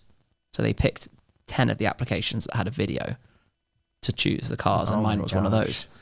So it wasn't having a social media following per se, it was that my 60-second video actually stood out, which is really cool. It made all of that stress that day worthwhile. I am shocked, by the way. I look at Bring a Trailer just about every day. Yeah. The number of cars, the Ford GTs that are being sold right now with 0 miles. Yeah. They're almost all completely undriven. A lot of them have still the plastic on the car, the protection over the seats, maybe like 20 to 80 miles. So many people just sat on them. But this is really interesting why this is. So Ford tried to avoid people who have garages full of many of these cars. They wanted you to really appreciate your Ford GT. If you own 20 Ferraris, you're not the guy for them. They wanted you to be someone who has a couple of nice cars, but this is going to be a car you're going to treasure and you're going to look after and you're going to really love owning. What happened off the back of that was, all of a sudden, because people who have a lot of money to buy whatever they want can't get one, the prices overnight hit like $2 million. So the US cars that were 500,000 or 550 with spec were suddenly selling or being demanded at $2 million. So your next customers, for whom this is the most expensive car they've ever bought, are looking at a car that potentially has $1.5 million upside on it. And that's life-changing. That's genuinely an amount of money that, through the best will in the world, you might have wanted to drive it. But, come on, you can kind of see how that happens. So that, I believe that's basically why that happened. Obviously, values have softened, but even still, they're $1 million, right? They're all $1 million. So they're still like $400,000 or $500,000. There was one that was really interesting. It had like 60,000 miles on it. And this guy daily drove it on his commute. I think it was like 75 miles each way. It's crazy. I was daily driving this car and put it up on Bring a Trailer to sell it. And I think it hit 850,000, $800,000. Didn't sell, did it? Didn't sell. Didn't hit the reserve. But still, the fact that someone's willing to pay $300,000 over MSRP for a car with 60,000 miles on it, daily driven like that, goes to show you. And that car apparently had like 0 issues. Yeah. All complicated modern cars perform better if you drive them lots. I'm a firm believer in modern stuff, the latest McLarens and especially hybrids. The more miles you can do on them, the better. But not necessarily crazy miles, but regularly driven. Sure. Don't let it sit for 6 months without being touched, kind of thing. Very different on slightly older stuff. They don't have all the electronic gremlins and things in the same way. Seals and things like that still, but it's not the same. And the Ford GT is just the ultimate example of a company making a car for a reason. That was a massive loss leader for Ford. They had this idea that they wanted to go back to Le Mans 50 years after they won with the GT40. They wanted to win it. They did win it. And they were going to do that at whatever expense it would take. And there were loads of discussions about the balance of performance and whether the car was, whether it was fair, whether it had been sandbagged in the build-up or whatnot. But the fact remains that they did go and win. And that means that every car they built has cost them some huge amount of money. It's not a car that was introduced to please shareholders to make X profit on each unit, etc., etc. It's a car that was introduced for an emotional reason. And I think that's always been a link to values. When cars have a reason behind them, there's always huge demand around them. The latest example of this is the AMG 1, where they've put the Formula 1 engine into the road car, and it's the F1 engine that's led Mercedes to win 8 constructors. 8, 7, how many is it? A few constructors championship wins. Brain block right at the second with that engine. And again, massive cost to the company. But if you want one right now and they haven't even built them yet, you need to stump up $1 million over already. What is it, $2.5 million right now? Yeah. And that's before cars are physical. Believe me, when the cars are physical, it'll be even more. It's crazy, but it's a car with a reason. It seems like it's a lot more common now that cars are $1 million is now the base price. Oh, the car market's crazy. If you think to James's Bugatti Veyron, when that car came out, if you wanted to spend $1 million on the car, you had one choice, a Bugatti Veyron. That was it. That was the creme de la creme, nothing else. If you want to spend $1 million on a car now, you've got about 50 choices. It's crazy to think that $1 million flagship benchmark. I mean, Bugatti set the standards themselves because their most expensive car was a one-off they created, La Voiture Noire, which is one of my most viewed videos as it happens. It's on 9 or 10 million or something. Wow. It was, again, the first video in the world from the reveal at the Geneva Motor Show, doing what I do. That car cost, in euros, it was 16.7 million. Oh my gosh. So in the region of 20 million. So the most expensive car in the world 20 years ago was $1 million, and now it's 20 million. That is the most expensive car in the world. New car. It's actually been superseded since by a Rolls-Royce. Oh, what is it? The boat? They made the swept tail and then the 3 boat tails. A new Rolls-Royce? Yes. Is how much? A regular production model is a 6-figure sum. Up to $1 million. This specific boat tail, they never confirmed, but it's believed to be in the $25 to $30 million range. What makes it so special? They made 3 of them completely bespoke for the customer. So not 3. So I think it's one customer and 2 of his acquaintances. I'm not entirely sure, but somebody effectively went to Rolls-Royce and said, "I would like to build a one-off car with you. I want to make one that's for me and no one else." And Rolls-Royce was just like, sure. So that experience then for the customer is sitting with the designers to work on it, sitting with the material specialists, sitting with everybody to be part of every step of the process. to like build your own That's- Rolls Royce. I wonder how worth it is for Rolls-Royce to do that, because like you'd think they'd be making a ton more money. Just like $75 million to Rolls-Royce doesn't sound like that crazy of an amount, right? I actually think it's probably quite significant. I mean, I don't know what the actual cost of the car is to make, but for that money, you can hire quite a few really skilled employees. You can really bring a lot to your company, to your team, and let's face it, there's got to be $50 million profit in that or something. Probably. Okay. But there's also got to be a good image for Rolls-Royce to have custom one-off cars. And to be the brand that produces the most expensive car in the world. Yes. You know, that really adds to the Right. prestige of the brand. So this guy like basically hand selected exactly what he wanted in this car, and did his two acquaintances get the exact same car, or did they also get to hand select? They're all the same design, but they're different materials and done in slightly different ways. Got it. And what like kind of like unique stuff do they have? Because I remember Rolls-Royce, they used to come out, or they had this car that like had, you know, the umbrella that pops out of the door. Oh, they all That have was, that. like, that was like the big thing, like a super long time ago or whatever. Like what Oh, kind of no. unique features do No, these we're cars have? talking Way like beyond the umbrella. the, Jack. your Oh yes, the umbrella. Like seat warmers, you know, you press a button No, and no, the no, seat no, gets no. warm. we're- massaging seats. we are talking custom wooden teak decks on the rear back that open up to reveal your crystal glass set inside and your expensive cutlery and crockery and whatever else, all stored within the back of the car. And Like, does it have like a refrigerator or something in it? Yes. that's normal. refrigerator. You can have a refrigerator in any Rolls Royce. Like that's So- pretty much any. All right. So if you can think of it, they'll probably do it. I heard a lot of it is the type of wood, but also like diamond encrusted whatever you. Oh, Yes. do they have the Yeah, so- diamonds in the ceiling liner? That's a star. Yeah, you can do Probably that on every stars, Rolls yeah. But they do that too. No, it's like you say, it's not even just the car. It's the fact that the wood will be some super rare, impossible to get wood that is however old and whatever. I'm not an expert in that sphere. And the same with every other material. You know, the type of leather that's used, the materials for the switchgear, and even the paint. It will all be done with things that no one else is going to do because the cost is crazy. But I mean, let's be real. If you're buying a $25-30 million car, you're probably in billionaire status. It's very different at that level. What can you do that's different? It's like all your mates have $100 million yachts and private jets and whatever, right? Oh, I'm going to own the most expensive Rolls Royce. You know? Now, what I like is the one guy who does the pinstripes. Yeah. Did you see this video on this guy? Yeah, Have you seen him? Yeah. It's got to be more than one guy now. They're making too many cars. You think so? It's certainly for a long time has been one guy. It's been one guy. Yeah. I found it so interesting. He said he never took a day off because he was worried that if he takes one day off, he's not going to be as precise. And for those unaware of what we're talking about here, the pinstripe is hand painted. Maybe now it's more than one guy, but for a while it was one person who knew how to do this pinstripe. And he does it in one swoop across the car. And he could only get it right once. And any mistake, it's like, I don't know if something like the whole car has to be scratched. Like, not. But they have to repaint it. Yeah. They have to sand Hard it down. work. Like the whole car has to be. And I mean, this scratched. is a Rolls Royce. It's like a 20-foot car from front to end. But anyway, this guy does a perfectly straight line from the start to the back in one swoop, and his whole life revolves around that one line. What do you think he does? Like if he sprains his wrist or something like that? I'm sure I think he has happened. insurance. I'm sure he would Rolls have Royce to- has to have mega insurance on that. He would That have to is have insurance on his crazy. wrist. Wow. Yeah. And I think it wasn't I think he was trying to teach his son how to do it, or like he wanted to pass on that skill. Or But that's I mean, what it yeah. is with these cars, right? It's an emotional reason. You dream of a Rolls Royce because of this, because of things like this that are just bizarre but so cool. That's Yeah. what creates this, like, you know, as a child, it's like one day maybe.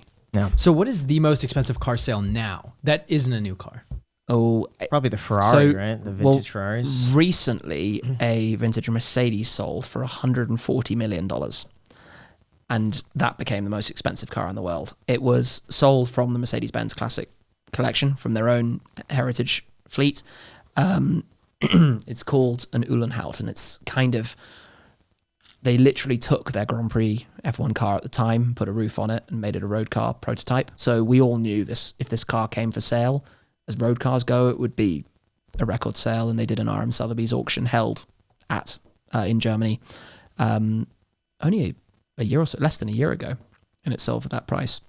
Outside of that, about half of that will get you a Ferrari 250 GTO, which is the kind of go-to that everyone has talked about in recent years. But you've got to wonder now, this prestige thing comes back into play, right? Will Ferrari try and find a more expensive car that they can sell to be the most expensive car in the world again? But it's a funny conversation because the Bugatti Atlantic, there were 3 of them. There are only 2 surviving. One's owned by Ralph Lauren and one's owned by someone else. If either of those were sold, it'd probably be more, but you'll never know because it will never be sold. And there are a few cars like that. Mercedes also owned the car that Sir Sterling Moss drove to the win at the Mille Miglia. If that car was ever sold, again, 250, 300, who knows? Holy cow. Because if you want the most famous race car ever, you're probably not the only person who wants it, and there are a few very wealthy people that will fight that one out. Wow. Yeah, it's really interesting. Yeah. All right, so after the 4 what else we got? All right. Every car we do a little side tangent here. This is fun. You should get a Model T, an original Ford Model T. Yeah, that would be quite cool, actually. That would make incredible content. So I'm gonna run steam through car this. would be kind of cool. We've had Zenvo, Senna, 4GT. Okay. Let's do the Mercs. The GT Black Series I've driven here. I have an SLS Black Series, which was the predecessor. I have a C63 Black Series. I technically own an AMG GTR Roadster, which is the convertible kind of one I have here. Other Fords, I have a Shelby GT500 Mustang, which I bought out here, drove 12,000 miles in the US and have just imported to the UK, which is kind of cool because you can't buy Shelby Mustangs in Europe. Astons, the first car I ever revealed on my channel as the Shmee150, which all my cars have become named since. Actually, the audience named them that, and it's kind of stuck around, was a V8 Vantage Roadster. That was the first time I kind of revealed a car on the channel. It was the first time I ever filmed myself talking to the camera, was driving that car. So the first time I ever tried to do a review, and it's so awkward to watch back now. And then the same car was the first time I ever did like a vlog series on a road trip in 2011. I was so young and it's so awkward to watch now, but it's kind of where it began. So I sold it in 2012, but I managed to buy it back last year. Managed to track down the same car, so I own that. And I'd also bought another Vantage from factory, which I'd been able to film also with Aston Martin, the build. So I'd signed on the chassis and signed on the back of the headrest and that kind of stuff. So that's a Vantage GT8. And I also own an Aston DBS, the Bond era DBS, which is just a cool car. It's actually for sale, but it's a cool car. I had my fix. I got to own it. That was one of the things. Where are we? Lamborghini Huracan STO, which is like they're crazy in your face. And mine's pink and yellow, which makes it even more in your face. I was like, if I'm going to spec a Lamborghini, I'm just going to do it as crazily as I can. Sure. Go wild with it. Right. I don't even know where I'm at now. Thinking around my garage. Renaults, I have a exact matching spec car to the first car I ever owned. I actually owned the first car I ever owned, but it got involved in an accident, so it got scrapped and became a cube of metal. Wow. But I managed to track down the cube of metal in a scrapyard, and I own that. Wow. Which is quite fun. A cube of metal? I did. How much did a cube of metal cost? £125, I think it was. What do you do with it? Is it art piece? Just have it. I haven't done anything with it. Wow. It's just sitting. Make it into a table or something. The idea like is to come up with an cut art it in piece. half, and I'd make like a few tables or something. Yeah, that's absolutely the kind of idea. So I have a replica of it, and I also have a car that Renault made back in the early 2000s, which is called the Clio V6, that not many people know, but they stuck a V6 engine in the back of the hatchback. So it's a rear-driven, manual, mid-engined hatchback, which is bizarre and really cool. They're very quickly becoming hyper collectible and going up in value. So I got in there on the right time for sure. What else do we have? I have a show car, Formula One car from 1997. It's show car chassis 1 of the winning Williams F1 car from that year, and that was the last year Williams actually won the World Championship with Jacques Villeneuve. So to have the show car is really cool. It's currently in restoration because it's been repainted and reliveried because nobody really cared about these things back then, and now they're like, oh my gosh, this is epic. So that's just a showpiece to have in the garage. It's not a running car. It's just a show car. Lotus. I don't currently own a Lotus, but I'm You about to sold own it? a Lotus. No, I have 2 Lotuses in my garage that belong to a friend. What about the Exige? Or the Elise? Didn't you get the So last? I've got 2 Elises that belong to my friend. So the very final one ever, and one of the very earliest ones.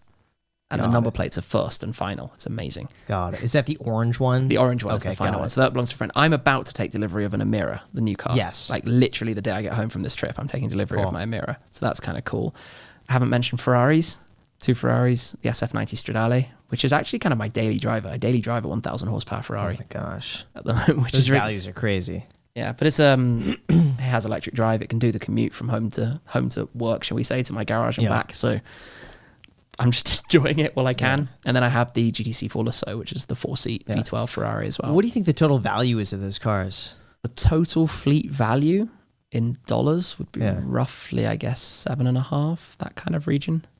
I feel like it's got to be more given the number of million-dollar cars. I guess I'm going off my insured UK values. Sure. Probably US values, we would be more like 10. Yeah. Probably, because the UK market is softer with all sorts of economic reasons and whatnot. So we're talking in that kind of region. What's insurance like every month? Insurance is horrible.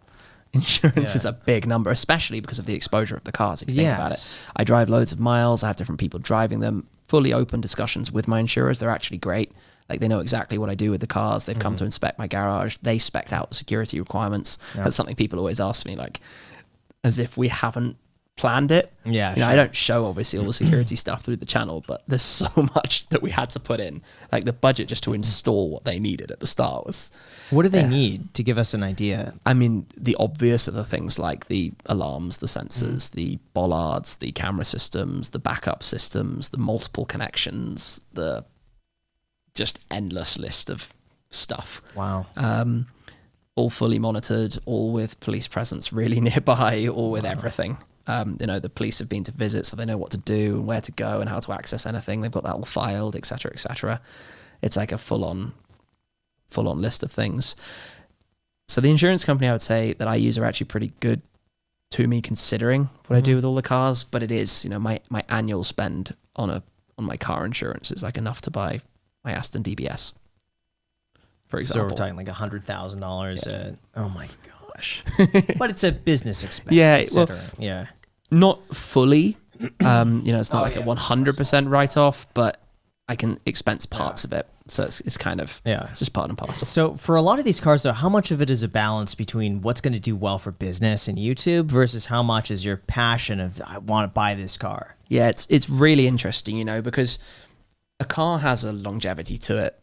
Sorry, I should say a restricted lifespan to it on YouTube. You know, once people have seen something for 3 years, they don't care anymore. You know, there's not going to be any more interesting content to come around that. So, for example, some of my older cars that I've owned for 6 or 7 years, if I was doing this purely for business, they would have been on the chopping block ages ago. You know, they make no sense to keep because I still pay to insure them, to tax them, to run them, to service them, to maintain them, you know, and it all adds up significantly. Whereas, let's say, the income generated against them is kind of gone, but that's where the personal side comes in. 1, because I'm a hoarder. 2, because I just love them, you know, the memories, the experiences. And I think I said earlier, this is one of the things for me is like, if you ask me why would I work hard, what's my like goal, it's because I want to own and enjoy these cars. So being lucky enough to do that, I feel like what would be the benefit of selling a car that has a personal connection to me right now, and I don't need to release the capital. You know, it's equity that at some point in the future I can if I need to, and I believe it's quite a good place to have funds anyway. Sure. At the end of the day, I think it's an interesting space, and a space obviously I know quite well. So on the one hand, there are cars like that. On the other hand, there are very much cars that I've bought specifically for a content series. You know, I know when I buy it, I'm keeping it for a year or something. Maybe it's a bit of a project, maybe it's to do it up, maybe it's for a specific trip or something, or maybe because I already know that there's a successor model coming that will replace it. Sure. You know, that kind of thing. So there's a variety. There's no one rule of thumb. Like I say, the Zenvo wouldn't make sense as a car specifically for the channel. But then when you balance the fact that it's really cool to do that, and there's potentially some upside in the future as well, and you know, if the company's successful, my car's going to be worth a lot more than I paid for it also. So that's a fun element to throw into it. So being part of that hopeful success for them. You know, something like the Lambo is actually quite funny. I bought the Lambo thinking I've got to have a Lambo on the channel, you know, because I look at James with a whole garage of Lambos. I look at Dave and Exotics with everything they do, and you know, Lambo has always been the key to success on YouTube. I knew way back when I changed my first McLaren to the second, I knew then if I bought an Aventador, it would do better. I knew that because that was right at the time when people were discovering they made flames, and you know, they were just YouTube gold. And it was actually the Dubai police video I mentioned had their Aventador as the thumbnail. It's one of the reasons why it did so well, right? So I had known that, but it wasn't really me. You know, I didn't want my only supercar to be a Lambo. I'm not that in-your-face guy to drive that kind of thing. I'm more into the technical side of, you know, the McLaren, more about the driving dynamics than the flair. But I figured it was time. You know, I've owned cars. I've been lucky to own cars from everyone else in the supercar space. Exception being Rolls-Royce and Bentley, because I'm saving that kind of luxury car for, gotta have something to look forward to. So I was like, I'll try it. I'll order a Lambo and, you know, make a whole series around it. But I tell you what, I really enjoyed it. I really liked it. I actually put it up for sale because needs must. I had to clear some funds for a few other projects and things. And it's still advertised for sale. At this point in time, no one's bought it. But I think I'm going to take it back. I want it back. Yeah. Well, it's still mine, so I can, right? Right, yeah. It's one of those, like, I won't be unhappy if it doesn't sell. Sure. What's your team look like, by the way, to maintain that? I imagine that's got to be someone's full-time making sure completely. Fill, oil changes. Oh, it takes time. I mean, I've come here from being with James in Utah, and he's managing his 15 odd cars himself, and I'm like, you're crazy. This is too difficult. When I got to about, I think around 12 cars was where I was like, I can't do this, because one, stuff goes wrong with them, but two, every car needs a service every year, probably needs a dealer visit for something else every year. And then you've got to deal with all the paperwork and documents and checking over and making sure everything's right. And it's, if you're living a busy schedule, running a business and, you know, on the go every 5 seconds, you can't do that. So back at home, I have 2 guys employed effectively at my garage, which we call the Shmee-museum, and they actually make videos behind the scenes of the garage, which is quite fun as well. And actually, it's a completely different type of content, but the audience have loved it, which is amazing. Outside of that, a couple of people working full time on the like business side, you know, brand partnerships, setting up the shoots and opportunities, because I'm filming nearly every day. My partner travels with me, so we film all the videos together, which is quite fun, and manage all of the short form content and social media. So we're kind of, if you include like all the full-time people plus a couple of part-time helping run my Facebook page and that kind of stuff, it's about 10 people run the whole operation. Wow. Which people don't realize. Yeah. People think you just flip up a camera and start filming and that's your video, that's done. But I think anything like this, and you know, within the next couple of weeks, my main channel is going to hit 1 billion views, which is quite fun. Congratulations. Well, thank you. Wow. I'm super excited about it.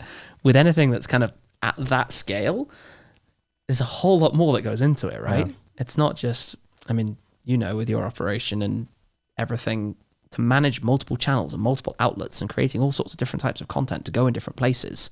Somebody might just see like your main channel and that's all they see, and they don't realize around that you're actually uploading something else every single day on other places. And it's not, it takes serious amounts of time and organization and structure to do it. I'll be out filming, I've just got off a plane, I'm somewhere hot, and I'll forget half the things I have to do. So if I don't have people around to kind of support the operation, it's not going to happen. Can you talk about your income as a percentage? Let's say you can like draw a pie. What, you know, how big are each slice as percentages? It's very hard to say because it fluctuates a lot. You know, this time of year, at the end of the year, you know, lead up to Christmas, obviously ad revenues are really high because companies are promoting in a big way. Let's say the Shmee150 network, it's probably roughly a third is social media. So not just YouTube. It used to just be YouTube, but now Facebook and everything else has taken off in a big way. A third is brand deals, brand partnerships, and a third is probably other things, which could be affiliate type things, merch, just all sorts of other stuff that comes up, you know, appearance fees or hosting fees or licensing or who knows what. Random question, but what is the worst thing that's happened to you while driving a car? Like, have you ever been driving like a super fancy car and then, I don't know, something gets kicked up and cracks the windshield? A truck drove into me when I was driving my Senna. That was pretty bad. It hit you? Yeah. That was pretty bad. So that makes it sound way more dramatic than it was. I'm sorry. It was completely fine and it wasn't too bad. It was just a very big bill. I was driving down to one of the biggest events of the year, which is the Goodwood Festival of Speed, held in the UK. So that's, for me, an absolute must event. It's equivalent to Monterey Car Week and Pebble Beach that happens over here. And the car was due to be on show. So it was due to be on a stand that evening. I was driving it down, just picked it up, sitting in traffic. So I'm going at 15 miles per hour. No joke, 15 miles an hour. I'm in the exit lane to take my exit off the highway, obviously left side for the UK. And I just get a massive bang from my right shoulder. And a truck in the adjacent lane, I believe, had been flashed out by the car behind me. So he was late to take the slip road. the slip lane, and the car behind had kind of backed off and flashed, and he just hadn't seen me there, and he pulled straight into the back of the Senna. Yikes. Which, damage-wise, was vastly more visual than it was mechanical. It was just body panels, so no damage to the suspension or to the like mechanic side of it at all. But I can tell you, a Senna door, wing, spoiler, wheel, and those kind of cosmetic parts are very expensive. The repair bill on their insurance would have been enough to buy another like flagship McLaren car, like a Super Series. What would car. you have done if they didn't have the proper insurance? So in the UK, you have to. Okay. It works quite differently. Even up to that value? Because here in the yes, US, always. you Every would have policy. a value of, let's say, a lot of people would have the minimum of, let's say, 25, 50 grand. Yeah, After that would that, not it's have like covered you would have to sue them personally, but they wouldn't have the money for No, it. they wouldn't. So in the UK, all policies are, I don't know if they're unlimited, but they're certainly tens of millions. So you're kind of covered. wow. Every policy is probably a government-backed type system. I'm not entirely sure. Or maybe it's like all the insurance companies work together. But we have vastly more camera control for this kind of things. So these kind of things. So every police car has what's called an ANPR system, automatic number plate recognition. So if an ANPR system flags a number plate without insurance, the person gets pulled over immediately. Like every cop car would have that. So you can't really go very many places without getting pulled over. So insurance is much more strictly monitored. Here, it's obviously a bit more of a problem. And just out of curiosity, what happened after that accident? Was that guy just like freaking out? Because I can imagine the phone call with the insurance company where so he's driving a big rig. What did you hit? And obviously his company policy was basically he's not allowed to talk about it. Oh. So we weren't allowed to talk. He wasn't allowed to talk about it. So it was really frustrating. It took 21 months to get it settled. Oh my God. And it was like a week before I started my Ford GT trip in the US. So I was dealing with this in the US with the time zones. So every morning I would wake up 2 hours earlier than I needed to because I had to spend 2 hours on the phone call to lawyers and stuff. It was an absolute nightmare. And what was your immediate feeling afterwards? Like, so do you know what the emotions that you so were obviously experiencing? immensely stressed, but my biggest feeling, and this is really, really weird, I was supposed to be driving the Ford GT, but we were running behind schedule and I just put the Ford GT in a truck. Because, the truck that was due to take it due to take the Senna had left, which is why I was driving the Senna. I was supposed to be driving the GT and I was going to come back and get it later. But obviously a week before my Ford GT trip to the US. So I've already booked the plane airfare for the cargo. I've already paid for it all. I've already booked the whole thing. So my first thing on the day was, thank goodness it wasn't the GT. Partly because the Senna is an easier car to repair than the GT because the factory is around the corner. Right. This actually happened about 10 miles from the factory. No joke. Like, I was thinking at the time, if this happened to the GT, which I know every car has its own kind of unique body panels. You can't just get a new bumper and put it on. It doesn't necessarily fit so perfectly. Plus the fact that if it needs to get fixed, it has to go to Canada, which is also a little bit of a problem, even though I guess it was booked to fly to New York, but that's neither here nor there. So I was definitely thinking, thank goodness my GT trip isn't ruined. And what about the display afterwards? So I put the GT on the stand instead. So obviously very lucky to have the option to do that and to have these kind of cars and to know the right connections to help with all the logistics. And I think being a car YouTuber, it had been on my mind for a long time before, if I ever get involved in an accident, what's the procedure? What do I have to do? Because obviously the public are going to know about it. This is at the side of the UK's busiest motorway in a traffic jam. Everybody knew about it straight away. Well, I was at the side of the road, probably 5 different people I knew drove past me. Like everybody knew about it. And I think a bit of, you just have to stay calm and have to like think about what's happened and what do you do. Firstly, everyone's okay. It wasn't a high speed impact at all, obviously. So no drama, no airbags, nothing like that. Second thing is, right, I need to explain this because if I don't explain it, people are going to run away with all sorts of rumors and stories and things. So I did make a video on the day straight away. And I think that's, that was the right thing to do, not blaming anybody, not, it's just, it happened. It's not too bad. We're all fine. Let's see what happens down the line with this. Because, you could make a video kicking and screaming and being like, my God, I can't believe this idiot drove into me, etc., etc. But what do you gain from that? At the end of the day, firstly, it's a car, it can be fixed. Nobody's hurt. That's the most important thing. But equally, you're in a state of shock. You don't really know, you haven't processed it all yet. That was the first time I'd been involved in a road accident. So it's and I mean, I say accident because obviously I could still drive home. It's not like it's whatnot, but it was the first time taking that in, and especially it would happen to my most expensive car, right? The Senna cost more, although worth less than a GT. It did cost more to buy. So I would say that was like just super intense thinking about everything, because there were the different elements of it. There was the getting the car to the show stand that I've promised and committed to. There was the I need to explain this somehow. And then there's the I'm already dealing with the logistics because I've got to get multiple cars down to this event tonight, which starts tomorrow morning. So put all of that together, and yeah, it was a challenge. And what about just like any other random thing that could potentially happen to you while you're on the road? For example, I was just recently driving a bit ago, and a massive cardboard box hit this semi truck right in front of me and flew over, and it was flying on the freeway, and I was driving my car, and I was like, oh my gosh, and I like swerved out, and I swear this thing was like a homing missile. Like it went this way. I'm like, no. And I swerved this way. It flies like this way. It happened in slow motion. And then this massive box just hits the front of my car, and I look, and there's like some scratches and stuff like that. Yeah. But stuff like that just happens, and whether or not you have control over it, like sometimes you don't, right? Yeah, so, I mean, the car I have here has a small crack on the front splitter, which happened because I hit a tire that was on the road, like a truck tire that had just been left in the middle of the highway. Like driving at night, didn't see it.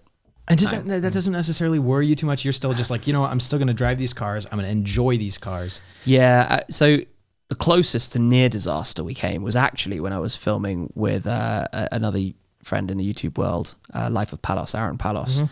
We were filming together in Colorado, and we were driving on the highway in his Ferrari FF, followed by my partner driving in my GT500. And there was a ladder on the highway. There was a ladder across our lane. Like, no joke, full on, like extendable kind of. If you drove over that, that would have destroyed the car, because that would have been front, under trays, everything.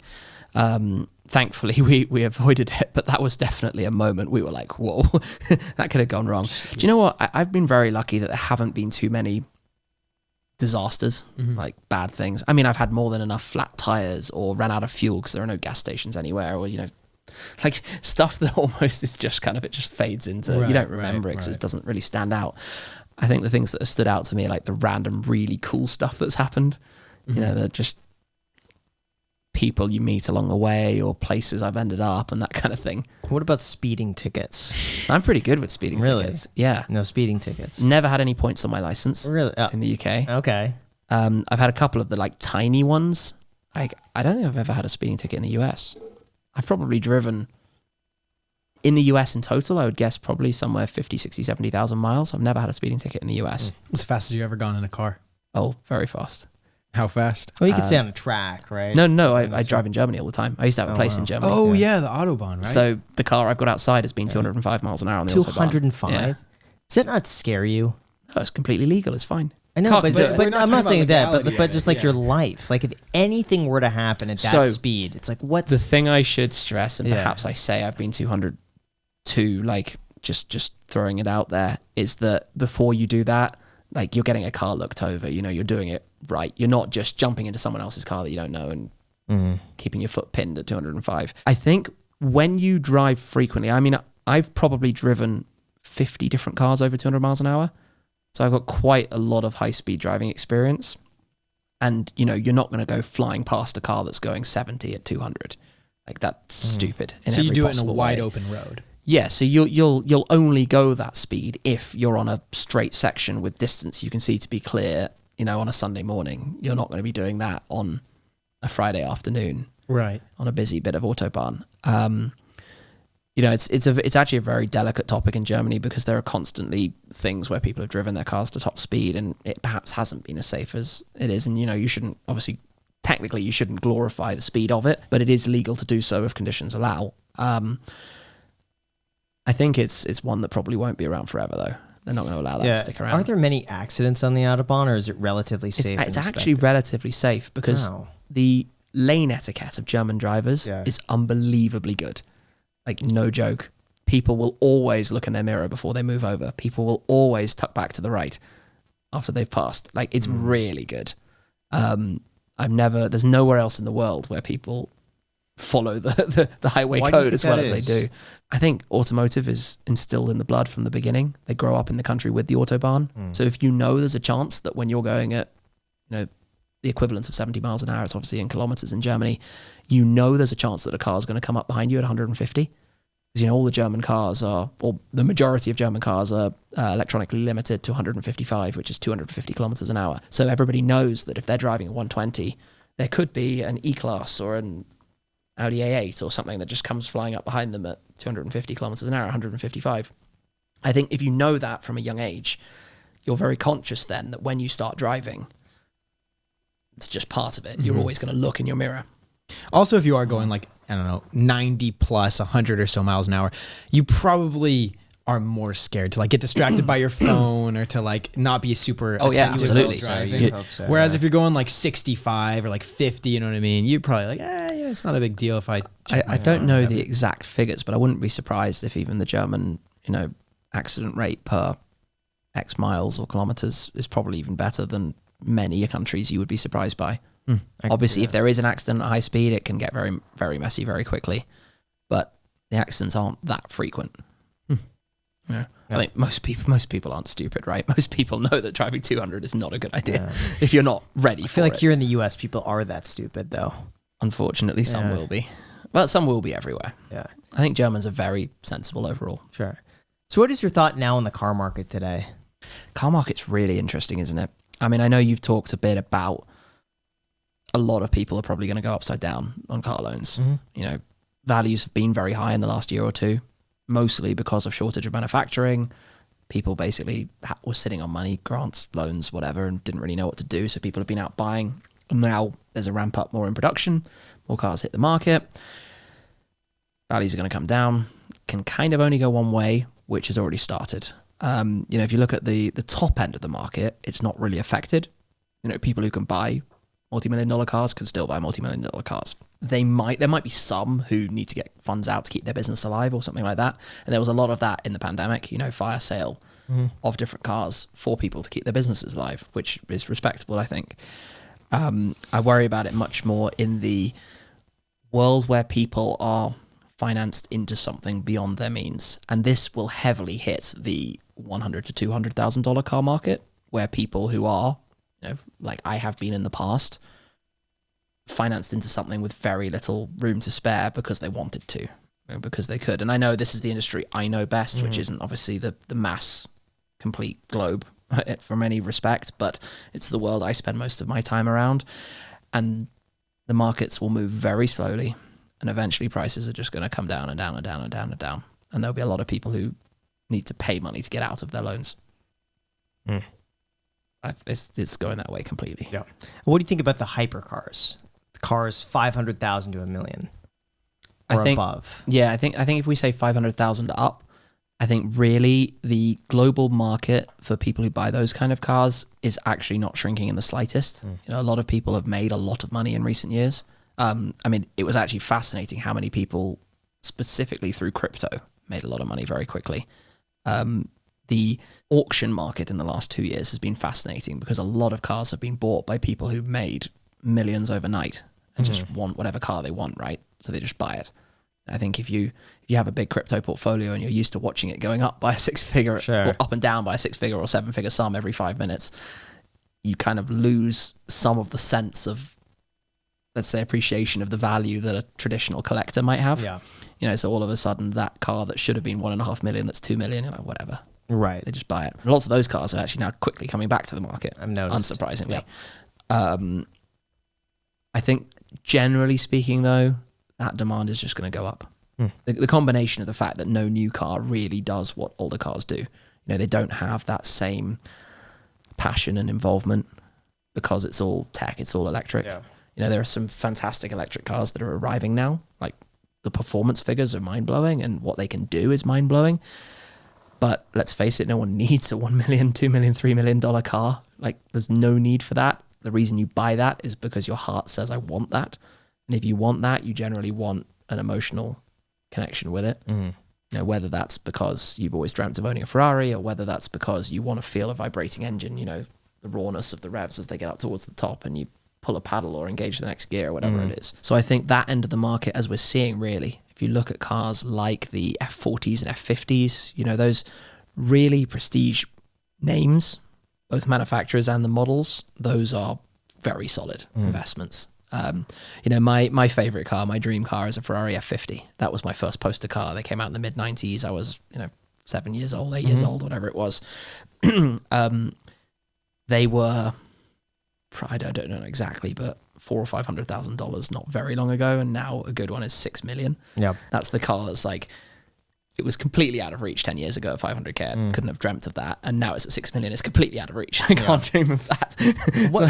Is there any car now that you feel like is the next one for you to get? Like, I would think a Carrera GT for you would be like that. So Carrera GTs are really softly priced in the UK versus here. Here they've started hitting a couple of million, which to me is crazy. About 1.5 to 2. Yeah, it's crazy. Good chunk under that for a UK car. I mean, for sure, that's like a dream. But again, there was a time when I was offered a Carrera GT for £220,000. I remember it well. So the idea of paying nearly $1 million now is still like, I could have bought that for 80% less. What about like a Lexus LFA? Again, another car I would love, but same story. I was offered one for 200,000 euros. Remember when car. No one was buying those? Yeah, they were sitting on lots unsold. You could get money off. It's the same problem for me. I was super lucky to buy my SLS Black Series. I actually bought it at the time, February 2020. I bought the car. You can imagine the weeks that followed that, I was like, what have I done? The world's about to fall apart. Buying a car of that value outright was not a good idea at that particular time. Luckily, I guess for me, weathered that storm, had to make quite a few cuts during 2020 and things, but come out the other side of it, and those cars are now worth at least 2x what I bought it for. So I'm very happy about that on the other side, but certainly there was a period of like, whoa, whereas if I didn't already own one, I'd be looking at the market now and saying it's gone, that ship sailed. I think I'm too calculating in the sense of I could have done that. Sure. And I'm not, I get, as I think anybody who's in the public sphere who people think they can make a quick buck out of does, I get plenty of people offering me stuff I don't really want for massively inflated figures. And it's like, I didn't get here by making unwise decisions. And I think that's the same with cars. I enjoy the fact that I'm lucky to drive so many of these all the time through my videos. If I would like to drive a Carrera GT or an F50, it's probably just a phone call away. And that's a crazy position to be in. And I can't believe I can say that, but I'm truly thankful that it's the case. I couldn't justify doing it. I get that. Yeah. Where are you investing today? Is it all in the cars, or are you buying real estate, stocks? I'm very heavily in the cars, obviously. Yeah. Too many eggs in one basket in any realistic, normal world. But I think my justification for it is that this is my life. This is the life I live, is making the videos, and being invested in cars means that I have more avenues for content, and I just enjoy making the videos. So it's kind of, maybe that's my math sales pitch to myself. Sure. I've put in small investments into some different things. Obviously have some money in the stock markets. Never really did the crypto thing. Started in crypto in the early days. I bought some Bitcoin when it was like $10. No. Yeah, but I sold it when it was 100. Oh, because I was like, I've done quite well 10x, here. Yeah. Yeah, I'm out. It's peaked. Yeah. Well, that was, I think 2012 maybe, about that kind of time. Wow. How did you find Bitcoin at $10? I don't really know, to be honest. I think a friend must have mentioned it. I really couldn't tell you. But I was more having fun playing the quick ups and downs rather than kind of buying and holding. I just had a little bit of in and out. But like I say, once it got to that figure and then, watched it all go up and it's like, I should have stuck with that. I should have stuck with things in Tesla and should have stuck with everything, but shouldn't we all at certain points? But I haven't really gone into the real estate thing, partly because you got to think this is another difference in markets and locations. UK property, at the time I could have got in and started things, let's say 6-7 years ago, hasn't really increased since.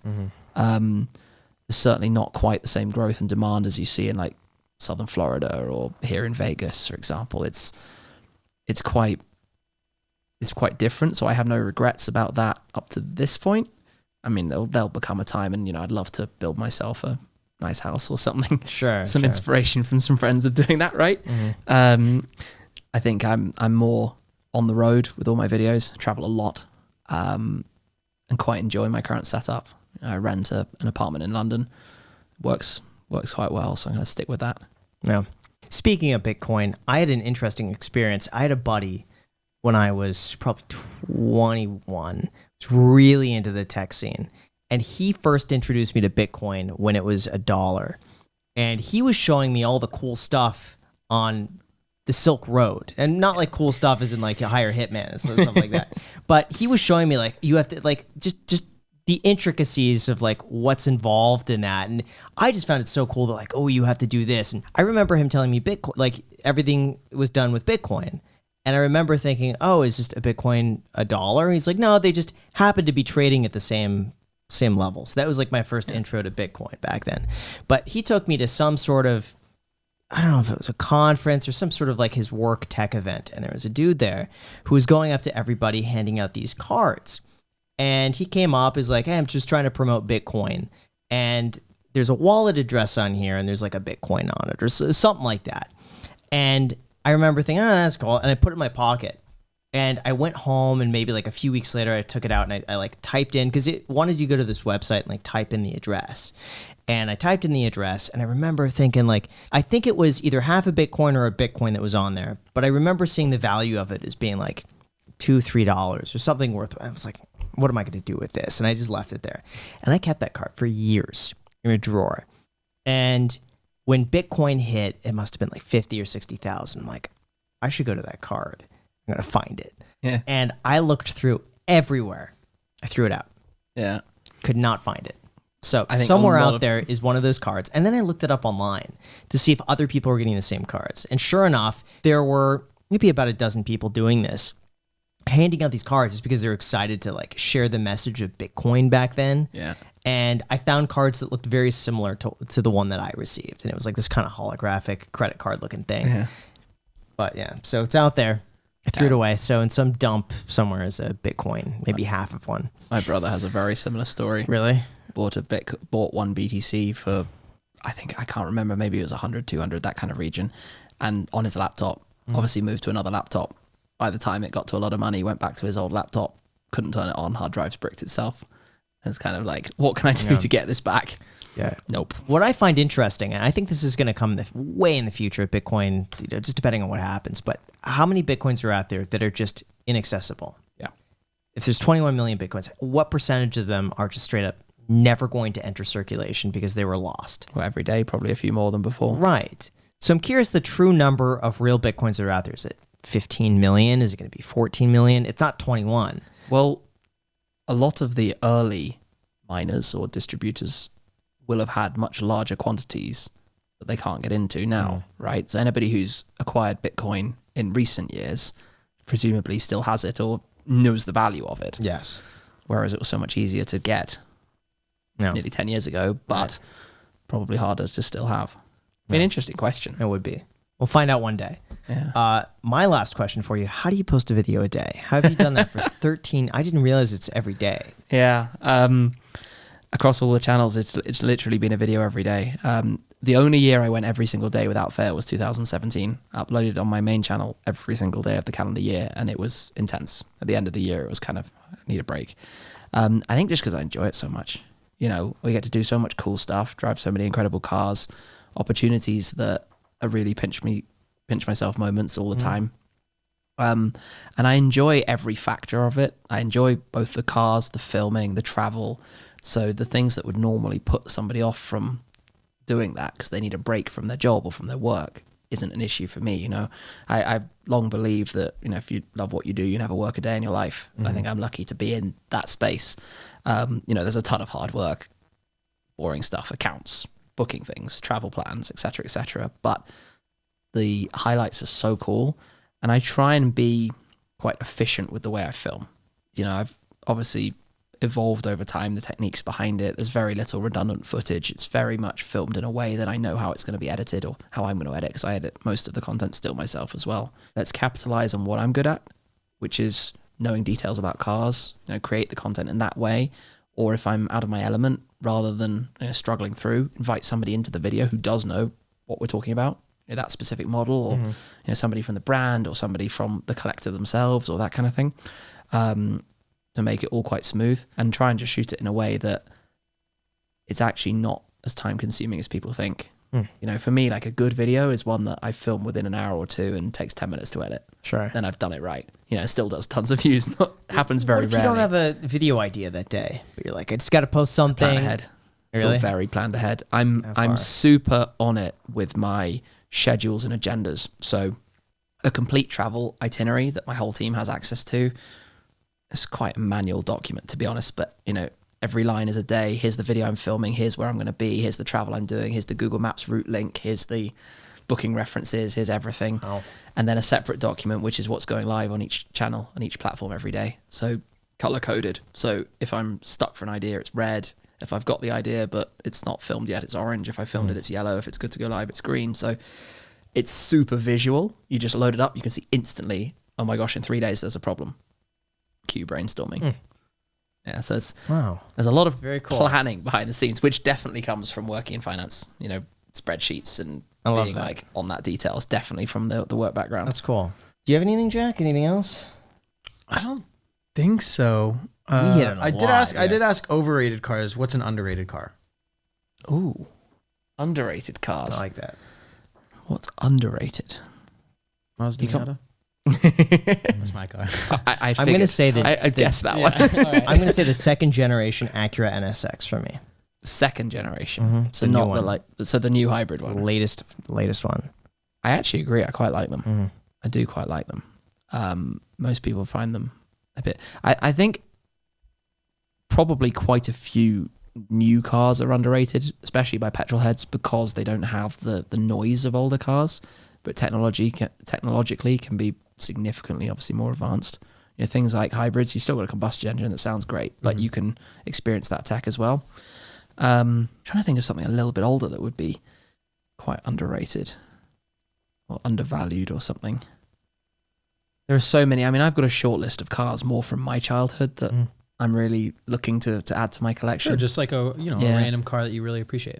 A car I like, and I would. But the thing is, anything I say now, the value. No, I'm joking. You got to buy No. it first. Yeah, I got to buy it first. We'll wait No. to post until you buy the car. No, you're good. A car I'm really after at the moment, actually, that I'd like to find one of is a BMW 1M, which I is don't know what that is. 1 Series coupe, manual gearbox, limited edition, kind of last hurrah that they made of it. And I think that's a very interesting era. So this is 2011, because this is an era of, if you think the way the car market or the limited edition or supercar market moves is often in generational phases. So when people who had those cars on their posters when they were a teenager get into the position to have some money, they go and buy them. So you see cars becoming valuable about 20 years after they existed or were introduced. It's if you look through time, it's actually quite cyclical like that. So I think a lot of cars from the early 2000s that perhaps haven't been appreciated in recent years are about to be appreciated a whole lot more. If you could have one car in the entire world that's ever existed, okay, but you can't sell it, get it for free, and you can't make any content around it, nor bring it to meets and get like external benefit by networking. just own it and drive it privately. Just driving privately. F50. Easy? Yeah, it's easy for me because the F50 is an older car, it's 25 years old, would never be great for videos. Videos always like new stuff. Anything older just doesn't work so well. Whereas the F50 for me, I'd just go and drive it every morning and be a very happy bunny. Well, That's cool. I haven't driven that many cars to really give a good answer. That's the honest truth. I mean, I love the Model 3 Tesla. It's like a daily driver. But the favorite car that I've ever owned was probably the Lotus Elise. It's the most fun. I was thinking you might pick a Ford GT.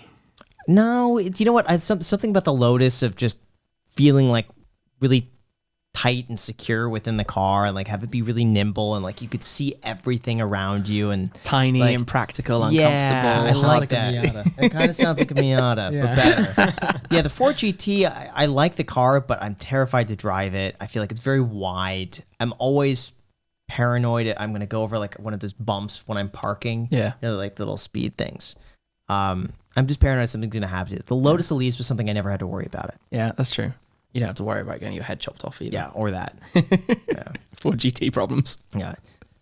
Well, I'm good. I'm not too tall, so like I never have to. Yeah, well, telling every passenger who gets Every it. passenger I do. Yeah. And but even for me, I know like I have, a few inches, but like You're still pulling scared of it's it. like the because thing is, it's a metal blade you're pulling Right. towards your head. yeah. thank you. I really appreciate it. Make sure to get your free stock at public.com. Check me out on Instagram, /Graham. JLSSELBY. You'll be linked in the description. Guys, follow me on appreciate Instagram. it. That's all. And with that said, until next time. Thanks, man.